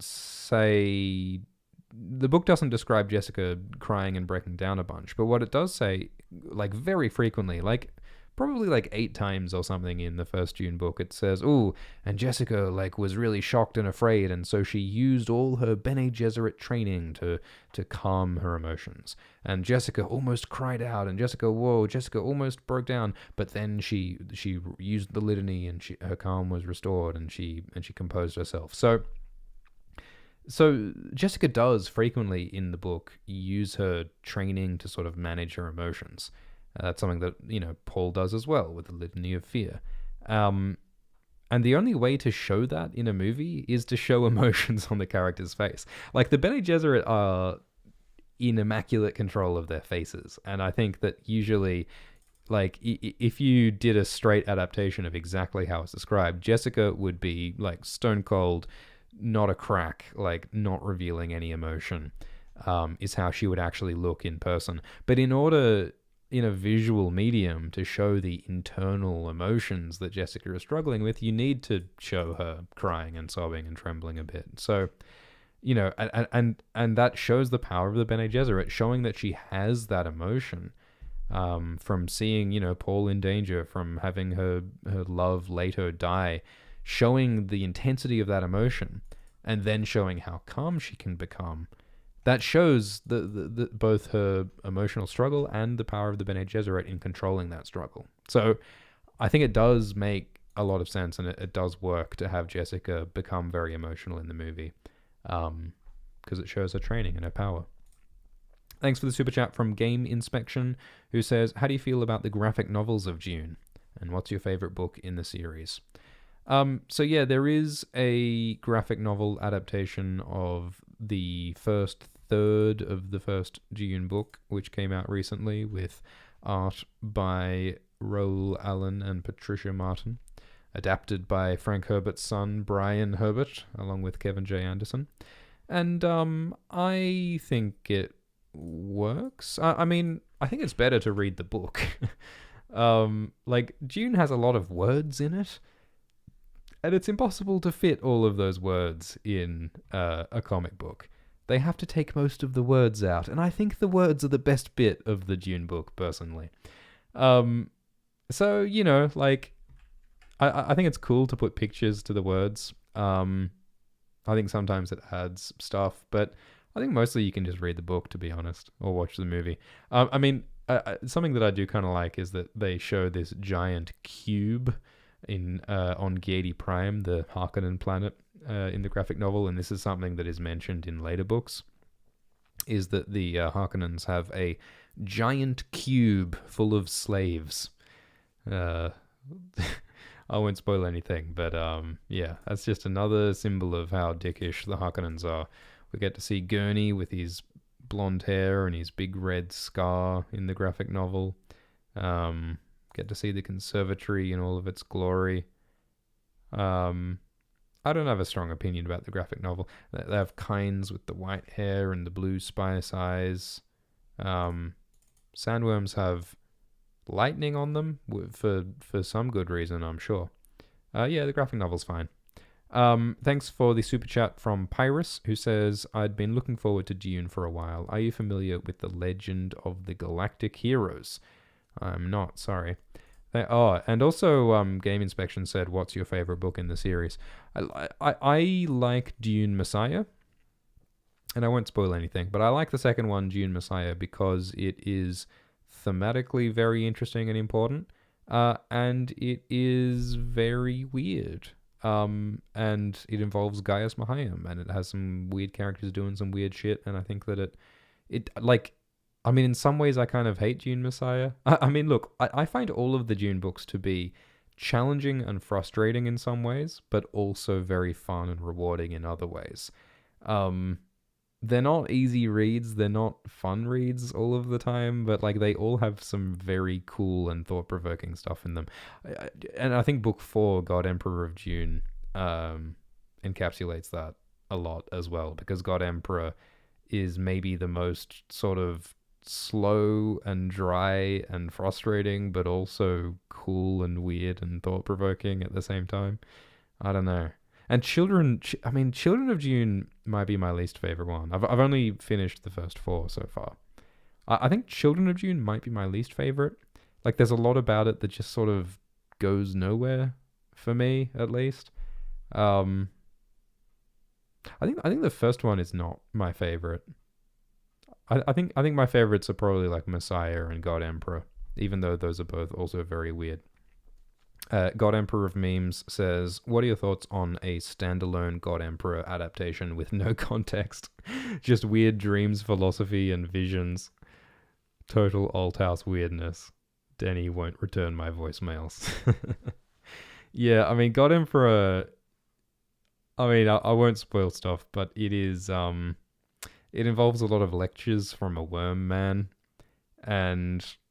honestly, like God Emperor was written after the first 3 Dune books, the original Dune trilogy. Frank Herbert did not intend to write a 4th book after he wrote the 3rd one, but then he decided, you know what, I'll write a book about a worm man. And it's cool that, it's a cool book, but it could exist without context, I think. Kind of. There are some concepts that would need to be explained, but I think a lot of the story, the story is separated from the original Dune trilogy, so you kind of could just do a God Emperor thing. It would just be extremely weird. I think just like an animation series. Almost just a series of YouTube videos. Alright, it's called The Ultimate Guide to God Emperor by Quinn's Ideas. If you just go to the YouTube channel Quinn's Ideas and watch Quinn's videos about God Emperor, I think that's all you need in terms of an adaptation of God Emperor. Will says, do you prefer the book's bird-like ornithopter or the film's bug-like ornithopter? I like the book's bird-like ornithopters. I love that the ornithopters have feathers in the book. I think the feathers are really just lovely and science fictional, and they evoke some really cool designs by fan artists, like these ones by Alex J. Brady. I think having feathers and being bird-like is really evocative and cool and fantastical.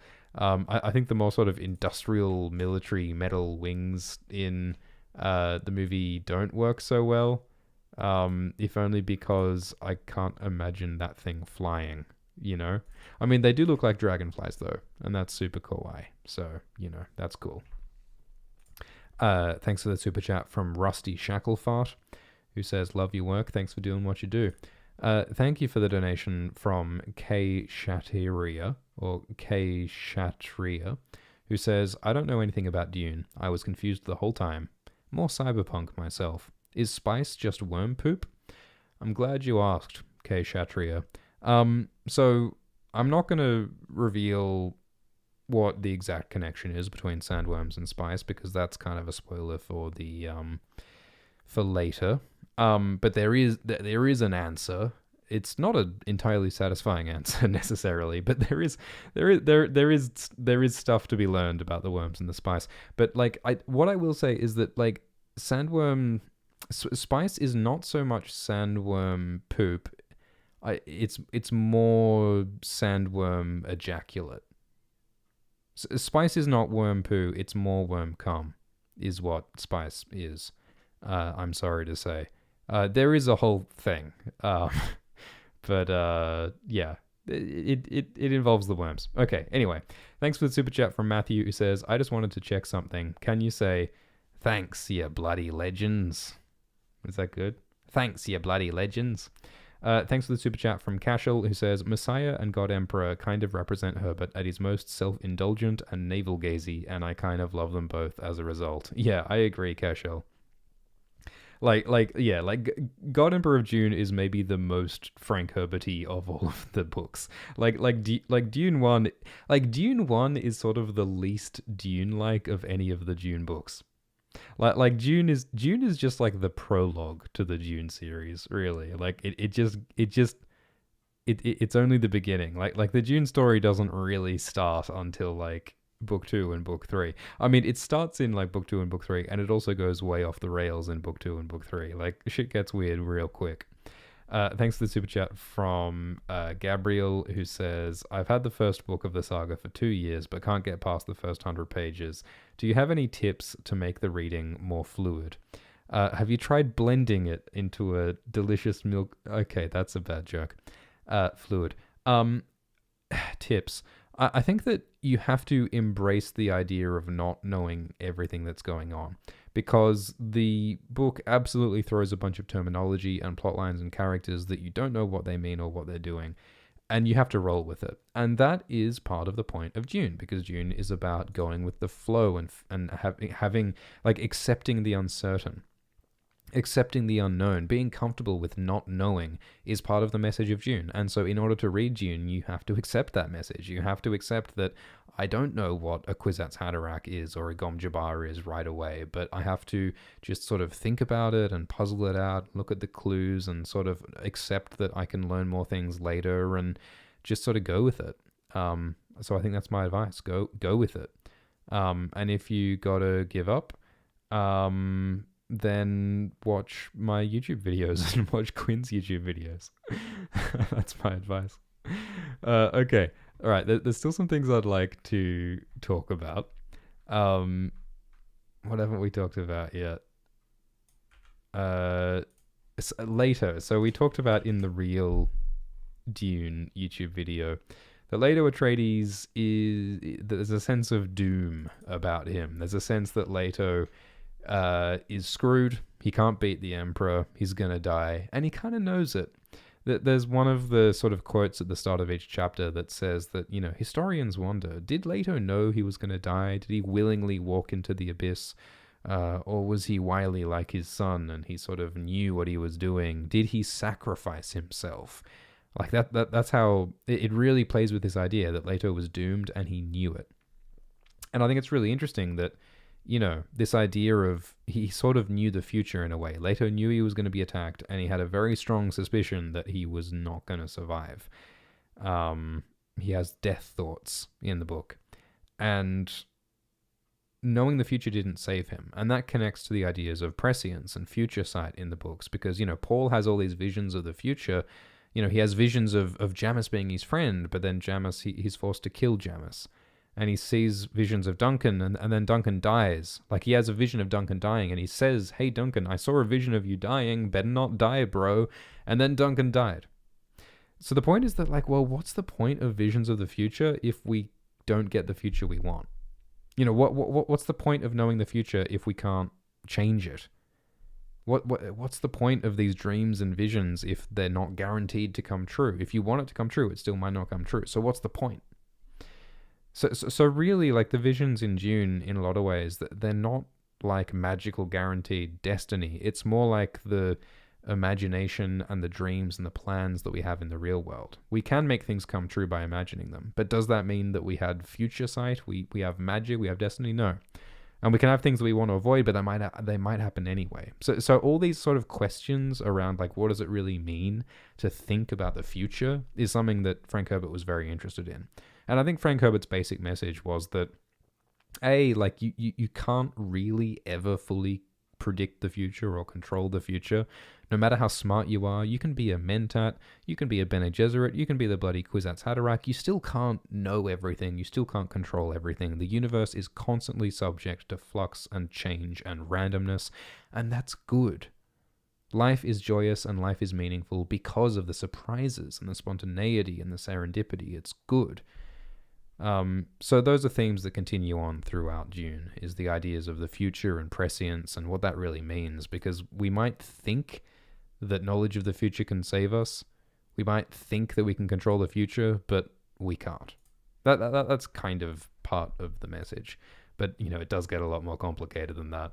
Something else I wanted to talk about was Jessica and Leto. So I generally like how they depicted Jessica and Leto's relationship in the movie.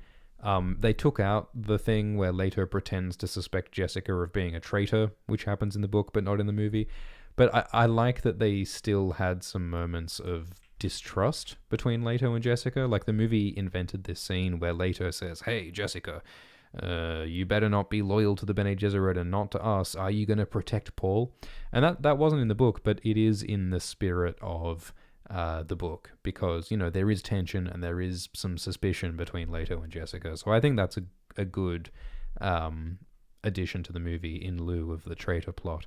But like we talk about in the conversation between Thufir and Jessica, Thufir points out that Leto never married Jessica as sort of a challenge to Jessica, and Jessica replies to Thufir, "If I desired a puppet, the Duke would marry me. He might even think he did it of his own free will."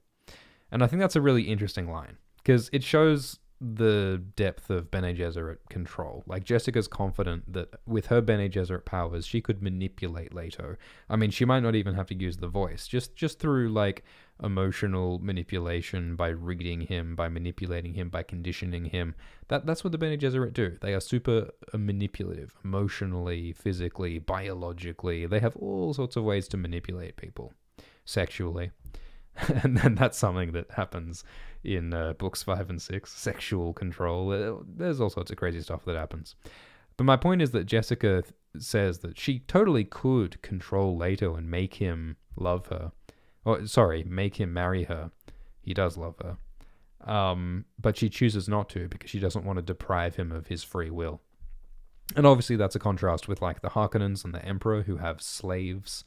The bad guys do not respect people's free will, but the heroes, insofar as there are heroes in Dune, they do respect freedom and agency, and there's all sorts of cool stuff that goes on in, like, book 2 with that. Yeah, I think it's really interesting that Jessica could control Leto, but the other side to that, another layer to that, is that, so, like, we know that Jessica is not Leto's wife, she is his concubine. And something that's interesting is that Jessica, I think, might be Leto's slave, technically. Because the book mentions how, like, like Jessica was a Bene Gesserit at the Bene Gesserit school, and she was bought to become Leto's wife. The Duke's buyers took her. And Jessica says that she is the bound concubine of Duke Leto. She is bound. And so it's never really explained exactly how it works, but it sounds to me like she might be a slave. I mean, like, there are slave concubines of the Emperor mentioned. So I think slave concubines are a thing. And of course, the Bene Gesserit, they put their Bene Gesserit women out into the world as tools to control powerful people. But, the Emperor and the houses don't know that. So I think that while the Bene Gesserit are these manipulative, powerful people, I think that in some cases, and I think in Jessica's case, she is supposedly, ostensibly, technically, a slave of Leto. And, Leto treats Jessica with respect and allows her choice and free will to a certain extent. There is there is some sort of commanding patriarchal vibe that Leto has with Jessica. And Jessica plays a sort of a domestic role in the books where she has sort of domestic duties around the house, sort of like a traditional feminine role, a wifely role in certain ways. But at the same time, Jessica has secret plans of her own and is capable of manipulating Leto. So my point is that there are some very sort of interesting and layered complexities with the power relationship and the personal relationship between Leto and Jessica. Yeah, I think that's all I want to say. Thanks for the super chat from OGs, who says, "We're glad the new movie did not incorporate." Were you glad that the new movie did not incorporate the vocal warfare that the older movies had? Yeah, I talked about that. The Lynch movie had these weirding modules that turned the voice into like a ray gun, which I think is ridiculous, and I'm glad they removed it. Something I wanted to talk about with the Baron Vladimir is that in the book, the Baron keeps on denying his agency. And what I mean by this is the Baron keeps saying that, there's a scene where he says, "I don't want to torture Leto, but I have to torture Leto if he doesn't tell me what I need to know. Oh, Leto, don't force me to torture you, but I'll have to if you don't tell me what I want."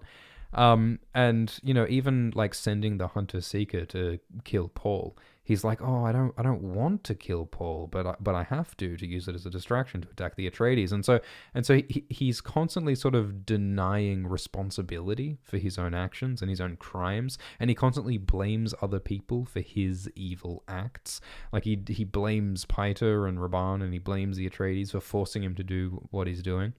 And so Dune is all about people taking conscious, deliberate responsibility for their actions. It's all about people choosing. And the ultimate evil, the villain, the Baron, he's constantly denying that he has a choice. He's constantly denying that he's in control of himself, in the same way that he doesn't control his, consumption of food and his sexual crimes, etc. So I think that's a really interesting subtlety, that the Baron explicitly says he has no choice. He acts as though he has no control over himself, which is what makes him evil. But the other thing about the Baron that I think is kind of legit is that the Baron says he's like a cynical realist. Like he's a cynic. He doesn't believe in the heroic ideals of Leto. He describes Leto as this prize person who denies his for hire. As though like Leto thinks he's so high and mighty. Leto thinks that he's honorable and just, but really it's bullshit. The Baron thinks that he is cutting away the masks from fools, exposing the hell beneath.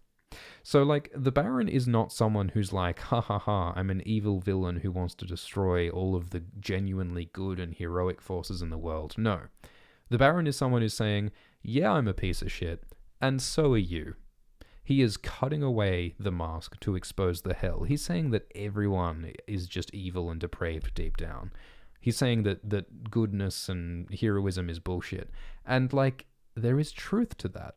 Because, he uses the phrase cutting away the masks from fools. And Leto thinks that he wears a, quote, mask. He cultivates an air of bravura. He uses propaganda. Like, Leto...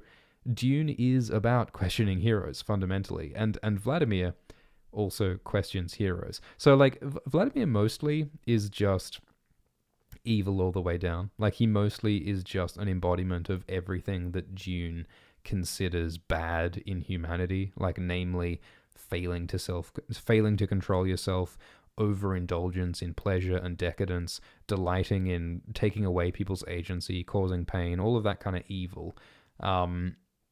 But I think it's really interesting that the Baron does kind of have a point with his cynical realism, because his skepticism of Leto's heroism is legit. It's true. Like, beneath the mask, there is a hell beneath, to some extent.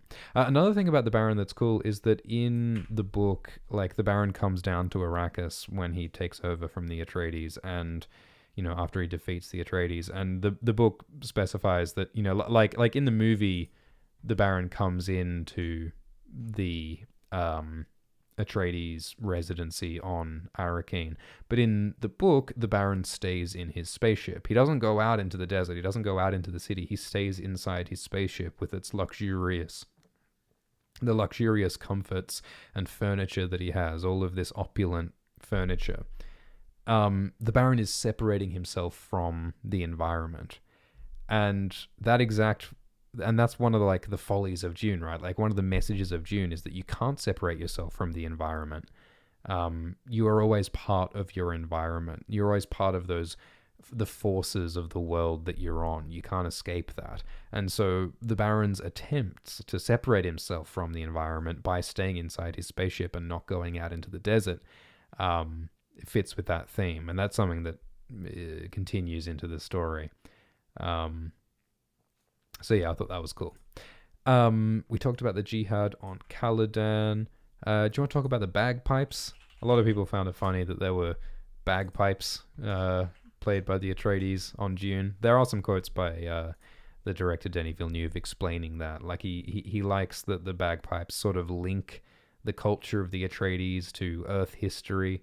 The idea that this music has survived over thousands of years. It's like something brought from Earth, something brought from home, sort of a traditional instrument. He saw the Atreides as a kind of Celtic people, Denis said. So that's his justification for the bagpipes. Something little is that when Paul fights Jamis in the book, he notices that Jamis's cuts, when he gets cut by Paul's knife, his wounds heal very quickly. And so I think Jessica in the book speculates that the Fremen have some kind of ultra-fast blood coagulation adaptation, which is part of how they reduce the loss of moisture in the desert. They don't cry, they don't waste water, they recycle their water in still suits, and their cuts close super quickly to preserve moisture. Also, I suppose, to preserve, blood, so you don't, die, but whatever. Pardo Kynes. So we talked about how Liet Kynes' father, Pardo Kynes, was the one who first sort of taught the Fremen about ecology and convinced them to start changing the environment of Arrakis. And it seems like this noble goal to transform Arrakis from an inhospitable desert into a paradise with plants and water. But one of the sort of wrinkles in that is that Pardo is a dick. In the appendix, it sort of tells the story of Pardo, and it talks about how Pardo saw the Fremen as, quote, the tools with which he intended to remake a planet. So Pardo was not like a totally great guy who was just altruistically wanting to help the Fremen and make Arrakis better. He sort of coldly saw the Fremen not as people, but as tools that he was using to change the planet. But it is sort of more complicated than that, because, Pardo also killed Harkonnens and risked his life to save Fremen. Like, you sort of get the sense from the appendix of Dune that Pardo was not a people person. Like, it even says that, Pardo had a Fremen wife, but it doesn't talk about his great love for his Fremen wife. It just says that, he needed more acceptance with the Fremen people, and hooking up with this Fremen woman and marrying her was a way of buying acceptance by the Fremen to get more control of the Fremen, is sort of the implication, at least in how I read it. Pardo was just kind of a weirdo who just didn't really care about people. He just cared about his scientific, ecological goal of changing the planet, mostly just out of sheer scientific curiosity. He seems sort of oblivious to anything other than his scientific goals, and he sort of treated people as objects, which is villainous. It's sort of like how the Baron uses people like objects. So My point is that, like Pardo is dead before the story starts. He's not an important character. But like from the appendix, he does sound like kind of just a weird, ambiguous dude. The the Dune prequel stories written by Frank Herbert's son tell a different story and make him into more of a generic protagonist from what I can tell from what I've read of that book. But Pardo is like kind of a dick and a weirdo. He's like just a weird scientist who is only interested in ecological facts and not in people, and that it just makes him more of a narrow-minded, inhuman kind of dick. I mean, I don't know. Maybe I'm sledging him too hard. Like Pardo is not like a villain, but I mean, Kynes is kind of similar. Like Kynes kind of is a Fremen, and Kynes is, genuinely cares about the Fremen dream, but like also kind of uses and manipulates people. Everything's complicated in Dune. No one is just good or bad, and there are nuances to all of these characters. But there's definitely an arrogance to both Pardo and Liet Kynes that we should definitely question. Thanks for the donation from Russ, who says, what do you think about the fact that Fatboy Slim's song Weapons of Choice was about Dune, and now it's come full circle with Christopher Walken as the Emperor? Yeah, so the actor Christopher Walken will play the Emperor Shaddam IV in the next Dune movie, and Christopher Walken was once in a Fatboy Slim music video that has lyrics inspired by Dune. It is a wonderful serendipity. Or maybe it's not a coincidence. Maybe Denis Villeneuve cast Christopher Walken based exclusively on his performance, his wonderful dance in that video. If you haven't seen that video, go and watch it. It's great. It's great preparation for Dune Part 2. It reminds me of how Kit Harington, who played past tense, who played Jon Snow on the Game of Thrones TV show, has now been cast to play, or has already played, a Marvel superhero called the Black Knight, I think. And his name is Dane Whitman, the Marvel superhero. This is like an old 60s Marvel superhero called Dane Whitman. And Dane Whitman, I'm pretty sure, was one of the inspirations behind House Dane, who are a house in the Game of Thrones books by George Martin, because George Martin was a huge comic book nerd. He specifically was a big fan of Marvel Comics, and he wrote letters that were published in Marvel Comics in the before times. And so I think it's really sort of funny and wonderful that that Kit Harington is now playing a character, Dane Whitman, who George Martin drew from as inspiration for House Dane in the Game of Thrones books about Jon Snow, which were then played by Kit Harington. It comes full circle. And specifically, like, I think that Dane Whitman inspired House Dane because Dane Whitman has a sword that's made from a stone that fell from the sky, just like House Dane has a sword called Dawn that comes from a stone that fell from the sky. But that's Game of Thrones stuff. That's for another live stream. Anyway, thanks for the live chat from Georgie, who says, hey, ASX, just wanted to say that I love your videos and keep up the amazing work. Dune is an amazing universe, and I'm glad to see more attention brought to it. Dune really, really is something special. So I'm very happy to be making videos about this crazy, crazy series. And I'm looking forward to making more. I would like to... I mean, there's going to be another video called The Philosophy of Dune, which is going to talk about the themes and the meaning of Dune, specifically the first, 3 or 4 books, because we couldn't really talk about that in the real Dune video without spoiling the rest of the story, so we're going to do a more spoilery video. It's already in the works, that will just sort of summarize the themes and the meaning. Thanks for the super chat from Dusk Just Jerked Off, and the super chat from Emily C, who says, love your videos. Thanks, Emily. What else haven't I said? We talked about the sense of stagnancy in the Empire, and the Sardaukar became overconfident. Something else I'd like to talk about is drugs. So there's a lot of drugs in Dune. there's the spice melange, and there's the awareness enhancing spectrum narcotics that are mentioned, which sometimes are spice and sometimes are not, depending on who you ask in the books. And there's also the sappho that the mentats take. And so it sort of makes sense that in a story about the power of the mind and all the different ways you can change your perception and change your awareness, it makes sense that drugs will be part of that story.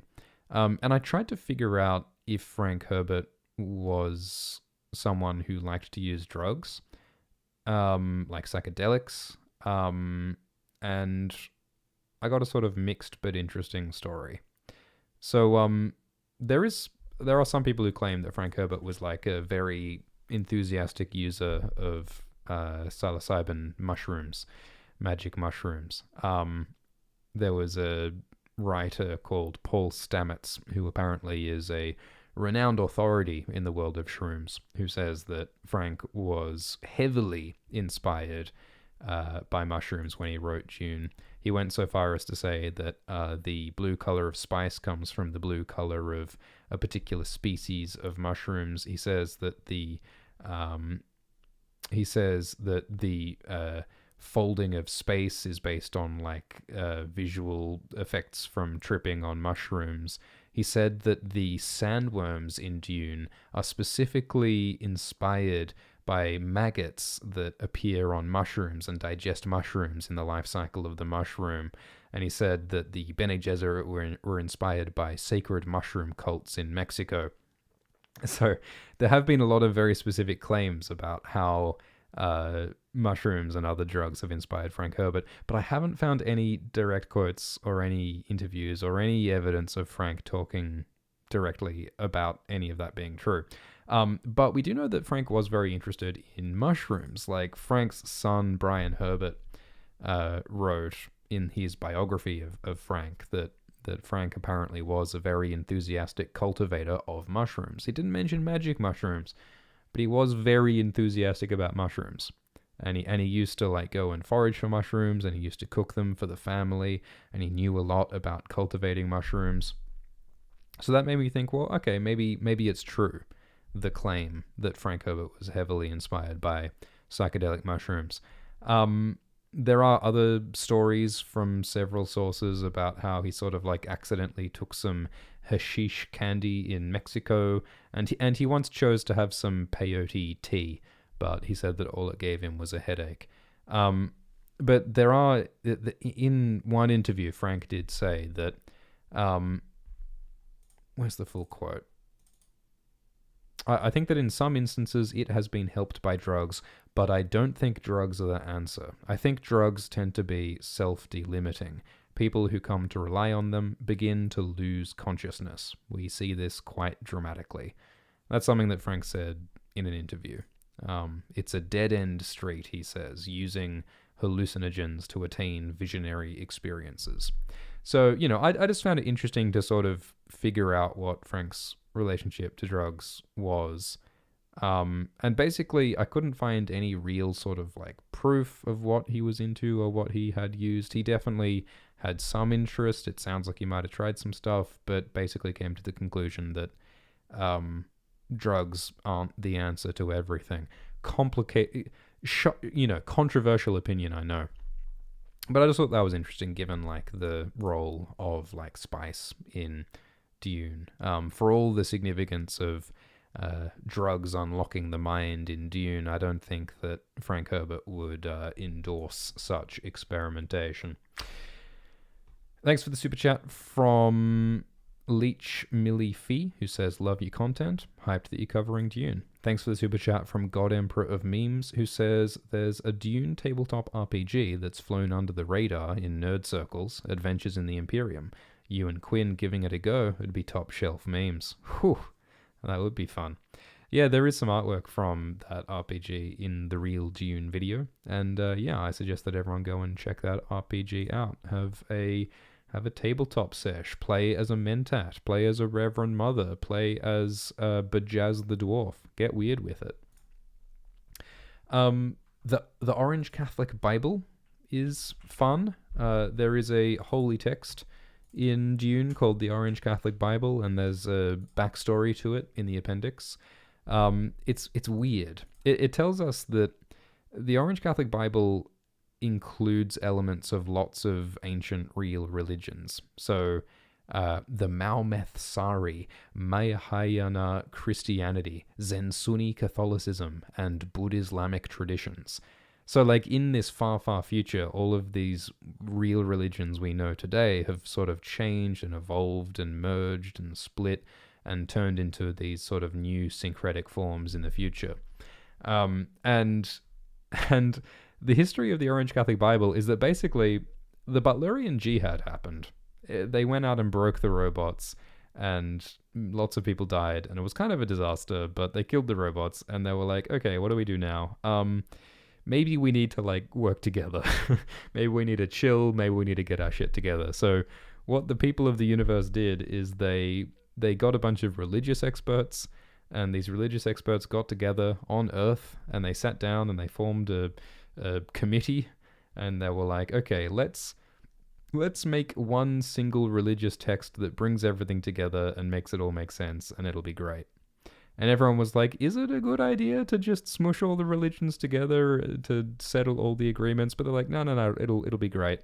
And it took 7 years. And eventually they did manage to write a document called the Orange Catholic Bible. And this was a deliberate, like, artificially created document that would combine all the good bits from all the popular religions and would cut out all the bad bits and would hopefully create some unity and allow everyone to work together, and there won't be so much religious war anymore because everyone will be on the same page, everyone will have the same book, and there won't be any divisive religious differences anymore. We'll all be together and we'll sing Kumbaya and it'll be great. Spoiler, that didn't work out so well. There were riots and deaths, and everyone hated the Orange Catholic Bible, and they hated that it sort of erased the symbols of their ancient religions, and they hated that it sort of artificially tried to smooth over all the differences. People did not like this artificially created syncretic new religion. It's a little bit like Esperanto, come to think of it. You know, Esperanto is a language that people just invented because they're like, hey, let's make a language that everyone can speak. Instead of speaking all the old languages, we'll all speak Esperanto. It'll be really logical and sensible. That's what the Orange Catholic Bible is like, come to think of it, because people are like, yeah, let's logically construct a religious text. And everyone hated it. But here's the thing. Despite the fact that the initial reaction to the Orange Catholic Bible was violent and negative, the Orange Catholic Bible still spread around the universe and has now become the most popular religious text in the universe, and it is widely used in the worlds of Dune. So it's a very confusing story, where this is one of the appendices of Dune, where they just say that so they wrote a new Bible, they wrote a sequel to the Bible, and it was a bad idea and everyone hated it, but it became the dominant religion anyway. That's basically the story. And I don't really know what the moral of that story is. I mean, it sort of fits with the idea that religion is something that can be manipulated, like just like the Missionaria Productiva, you know, the Bene Gesserit artificially manipulate religion.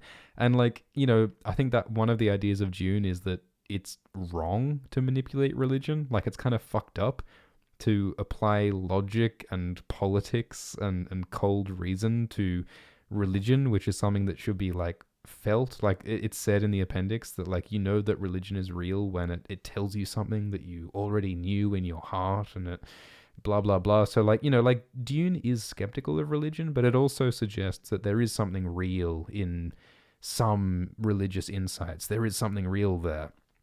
And that reflects how Frank Herbert draws from Zen Buddhism and Islam and Sufism. And you know, Frank Herbert is very skeptical of religion. And he says that religion is a dangerous weapon. Specifically, religious institutions can be corrupt and bureaucratic, and religious messianic leaders can be dangerous. But he does also say that religions can have true insight. And so Frank Herbert has a complicated relationship with religion. He was raised by a gaggle of Catholic nuns who inspired the Bene Gesserit, and he kind of hated them, but kind of also loved them. It's a weird, interesting story. I guess that's my point. Here's another tiny cool tidbit. Nukes. Dune was written in the shadow of the Cold War, and there's a lot of anxiety about nuclear weapons in Dune. And so one of the fundamental rules of the Great Convention, which is like the rules of war and the political alliance between the houses and the Emperor and the Spacing Guild, one of the foundational rules in this universe is you must not use nukes against people. You cannot use nukes against other humans. That is absolutely banned. But there is an asterisk. There is a caveat. Here's a quote from one of the later Dune books. It's not a spoiler. Here's a quote. Nuclear weapons were a reserve held for one purpose: defense of humankind should a threatening other intelligence ever be encountered. So basically, they're keeping the nukes just in case of aliens. You're not allowed to nuke people, but if some little green men ever turn up, it's open season.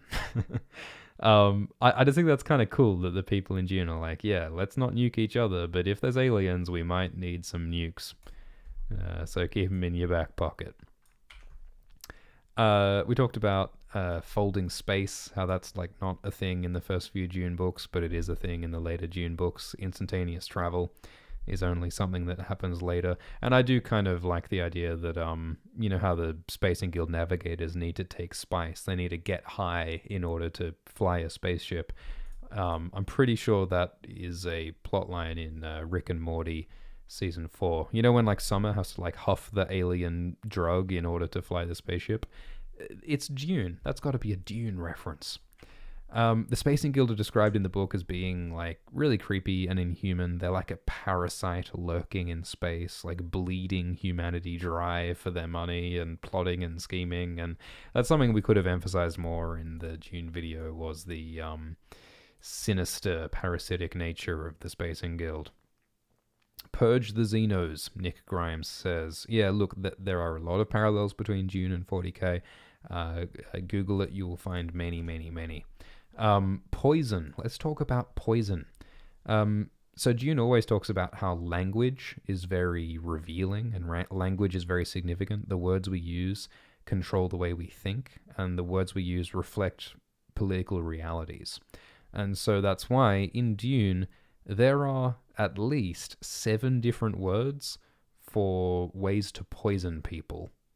Ormas, chormas, chormurky, murky, musky. The gom jabbar is a poison needle. The Mauler pistol shoots poison darts. There are poison snoopers to detect poison. The slip tip is a knife that's usually poisoned. Residual poison is a special kind of poison.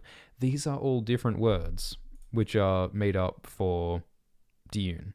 And the fact that there are like 10 different specialized terminology for poison shows how common poison is and how important poison is. And I just think it's ridiculous that there's that many words. And it makes a point about language in Dune. We talked about the memories of Earth on Dune. And I think one last thing I want to say, another tiny little factoid that didn't make it into the real Dune video, is that shields attract sandworms in the book.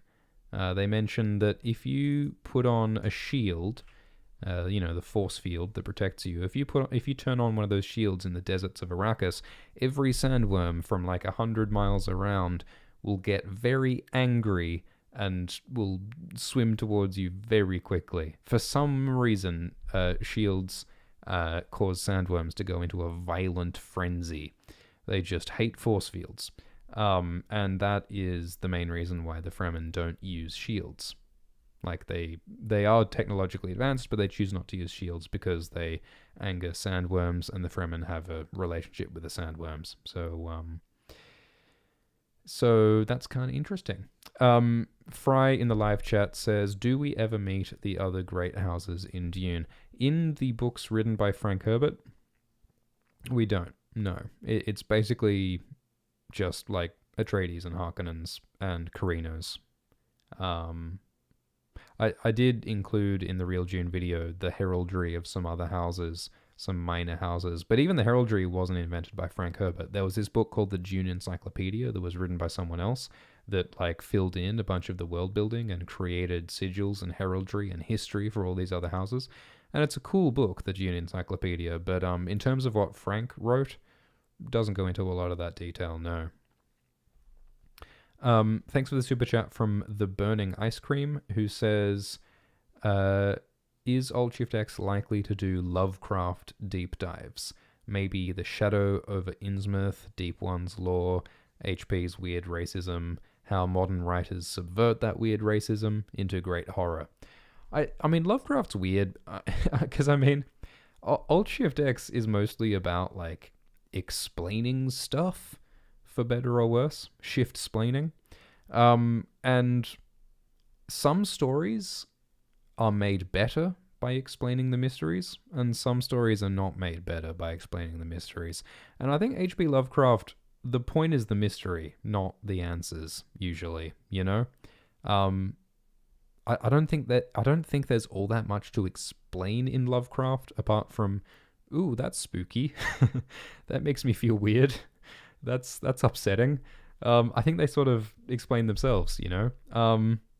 I mean, you know, there are YouTube videos that like explain Lovecraft lore. Here's the full timeline of Lovecraft. Here's the difference between Cthulhu and Nyarlathotep and the other one, and you know, there is lore you can talk about, but I don't know if it's the story that most benefits from explanation. There isn't really like a single cohesive canon or overarching story in Lovecraft anyway. So I mean, look, I do like Lovecraft, and maybe we could make Alt Shift X videos about Lovecraft at some point, but I don't know if it would be the best series, because it's not even a series. I don't know if it will work. I mean, you mentioned like the weird racism and how it can be subverted. I mean, Daniel Abraham, one of the authors of The Expanse, was saying that Jeff Vandermeer, who wrote Annihilation, the Southern Reach trilogy, you know, Annihilation, the sci-fi movie with Natalie Portman, and there's a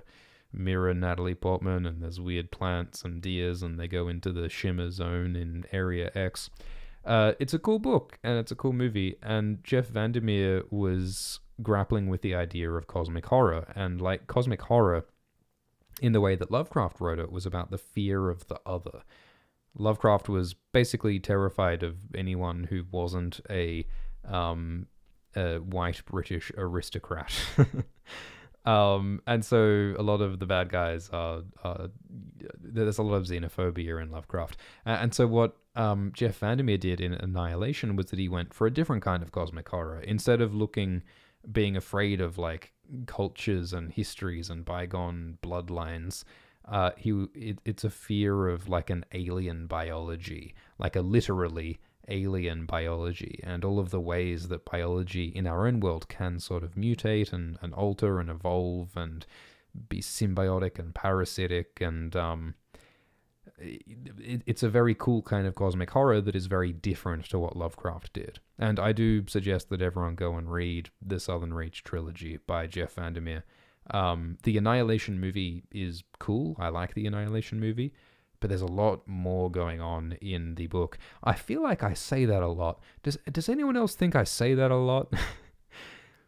There's a lot more going on in the book. In the book, it's different. But yeah, Annihilation is really cool. Thanks for the super chat from Stuff Hobbs, who says, love your stuff. Is there an inherent contradiction between Dune's philosophy, don't trust charismatic leaders, and Paul's awesomeness, the hero's journey? Yeah, well, without spoiling anything, Dune Book 1 is that hero's journey. It's the book that makes you love Paul, and then the sequel books change things. Without spoiling anything, that's what I'll say. It changes things. Thanks for the super chat from Adam, who says, I noticed in your video, when talking about the Butlerian Jihad, you skipped the stuff about Agamemnon and Omnius. Can you elucidate more on them? So, in the prequel books, written by Frank Herbert's son Brian, there is a lot of other stuff going on. There is a literal robot war against Skynet that happens in the Butlerian Jihad in the prequel books. I haven't read all those prequel books. I know that Quinn from Quinn's Ideas has, and so sort of drawing from what he's said about the subject. My understanding of those prequel books is that they pretty dramatically changed the point of what Frank Herbert was writing about. Like the Butlerian Jihad, as it's described in Frank Herbert's books, it was the problem was that robots and AI and like that kind of technology was misused by humans to dominate other humans, and that sucked. The problem was humans misusing technology, whereas in Brian Herbert's prequel books, he turns it into, oh no, the T-800s got loose, better fight them with guns. It's sort of a different story. So I can't comment on that story because I haven't read that story, and I'm kind of not that interested in that story because it's an entirely different thematic thing to Frank Herbert's Dune books, to my understanding. Maybe, I hope one day to read them and then I'll have a real opinion about them. And yeah, the Agamemnon thing, yeah, I understand that like the Atreides in Frank Herbert's books, it talks about how they are descended from the house of Atreus and Agamemnon from ancient Greece, and my understanding is that in the Brian Herbert books, it's like, oh wait, Agamemnon, he's actually a robot. It was a robot, not a real thing. It's a myth that they're descended from the real Atreus. I don't know. It's maybe one day I'll read them, but I haven't yet, and can't really comment on them properly. Okay, we are going to finish up this live stream very shortly. If you have any more burning questions or things you want me to talk about with Dune, chuck it in the live chat now. Yeah.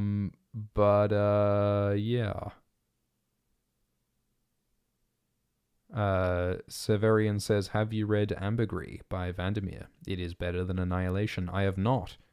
But hey, Ambergris is pretty cool. Isn't Ambergris like the vomit of whales, which for some reason is used in perfume and it's super valuable? It sounds made up. It sounds like spice, actually. Ambergris sounds like spice. John in the live chat says, you need to read the Brian Herbert prequels if you're going to criticize them. Don't be another hater just because some people don't like them. Make your own informed opinion. I think that's good advice, John. You're right. I haven't read those books, so yeah, I can't have a real opinion about them. But, from what I've heard about them, they're not the thing that I'm most interested in reading right now. Batbrush says, why do you think Dune has such a lasting appeal? Because it's about timeless questions. About, like, how should we use our minds? And what kind of political systems should we live in? And should we follow leaders? And what would it be like to ride a giant worm across a desert? Like it's about really fundamental stuff. And also there's things about how it's written, like I talked about before, in terms of how the description is quite minimal but evocative, which makes it feel sort of timeless, and sort of, the religious ideas, and like, that they do feel, and it sort of feels like it's in its own time, in its own era, like it's not tied to any particular style or trend. Like it's not of its time. It feels like it's of every time, I mean, it does have some stuff that sort of ages it, but it feels unique. Dune feels like it stands alone. And I think part of that is like the language that it uses. I mean, it's kind of funny because like Frank Herbert just like borrowed and stole from a bunch of different languages and religions and cultures and sort of mishmashed it into his own pastiche. Mishmashed into a pastiche. I can't talk. We're going to end this soon. But I think that, yeah, Dune is about timeless themes and ideas, and it is super relevant now. Like, my God, like, when I think about what Frank Herbert would think about what's going on in the world right now, I mean, Frank Herbert wrote about the dangers of letting machines think for you. Machines think for us so much now. Algorithms probably suggested this live stream for you to watch. You wouldn't be watching this live stream if it wasn't for algorithms making decisions for you to a greater or lesser extent. Like, you found Alt-Shift-X through YouTube's robot algorithms. If Frank Herbert was around, he would suggest a Butlerian jihad to destroy the algorithm, and I'm not sure I would disagree with him. and smartphones and social media and automation of all kinds. I think Frank would be very disturbed by. I think Frank would be very disturbed by a lot of what's going on, like culturally and politically, and messianic leaders, political leaders, and all sorts of stuff. He would have some strong opinions. Thanks for the super chat from Taylor, who says, would you have any thoughts about Chapter House and the new HBO series? I've not read the 6th Dune book, Chapter House Dune, yet, so I can't comment. There is an HBO series being made about the Bene Gesserit, which could be cool, might be terrible. Like, the Bene Gesserit are so sort of mysterious, and I think that it might be a bad idea to... It might be a bad idea to demystify the Bene Gesserit because their mystery is so cool and their mysticism is so cool. So should we demystify it? I don't know. But also the Bene Gesserit are so ripe for drama.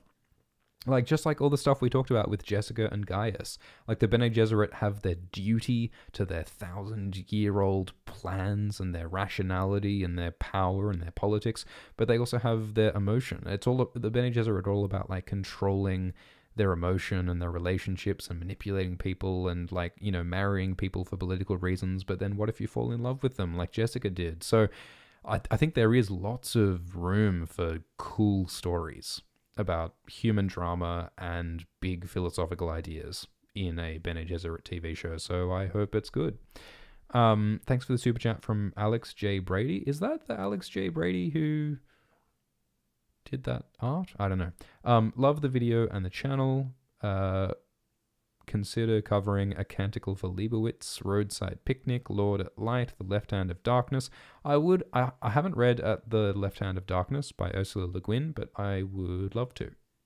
I would love to cover some Ursula Le Guin at some point. I think Quinn on Quinn's Ideas is covering some Ursula stuff soon, so go check that out.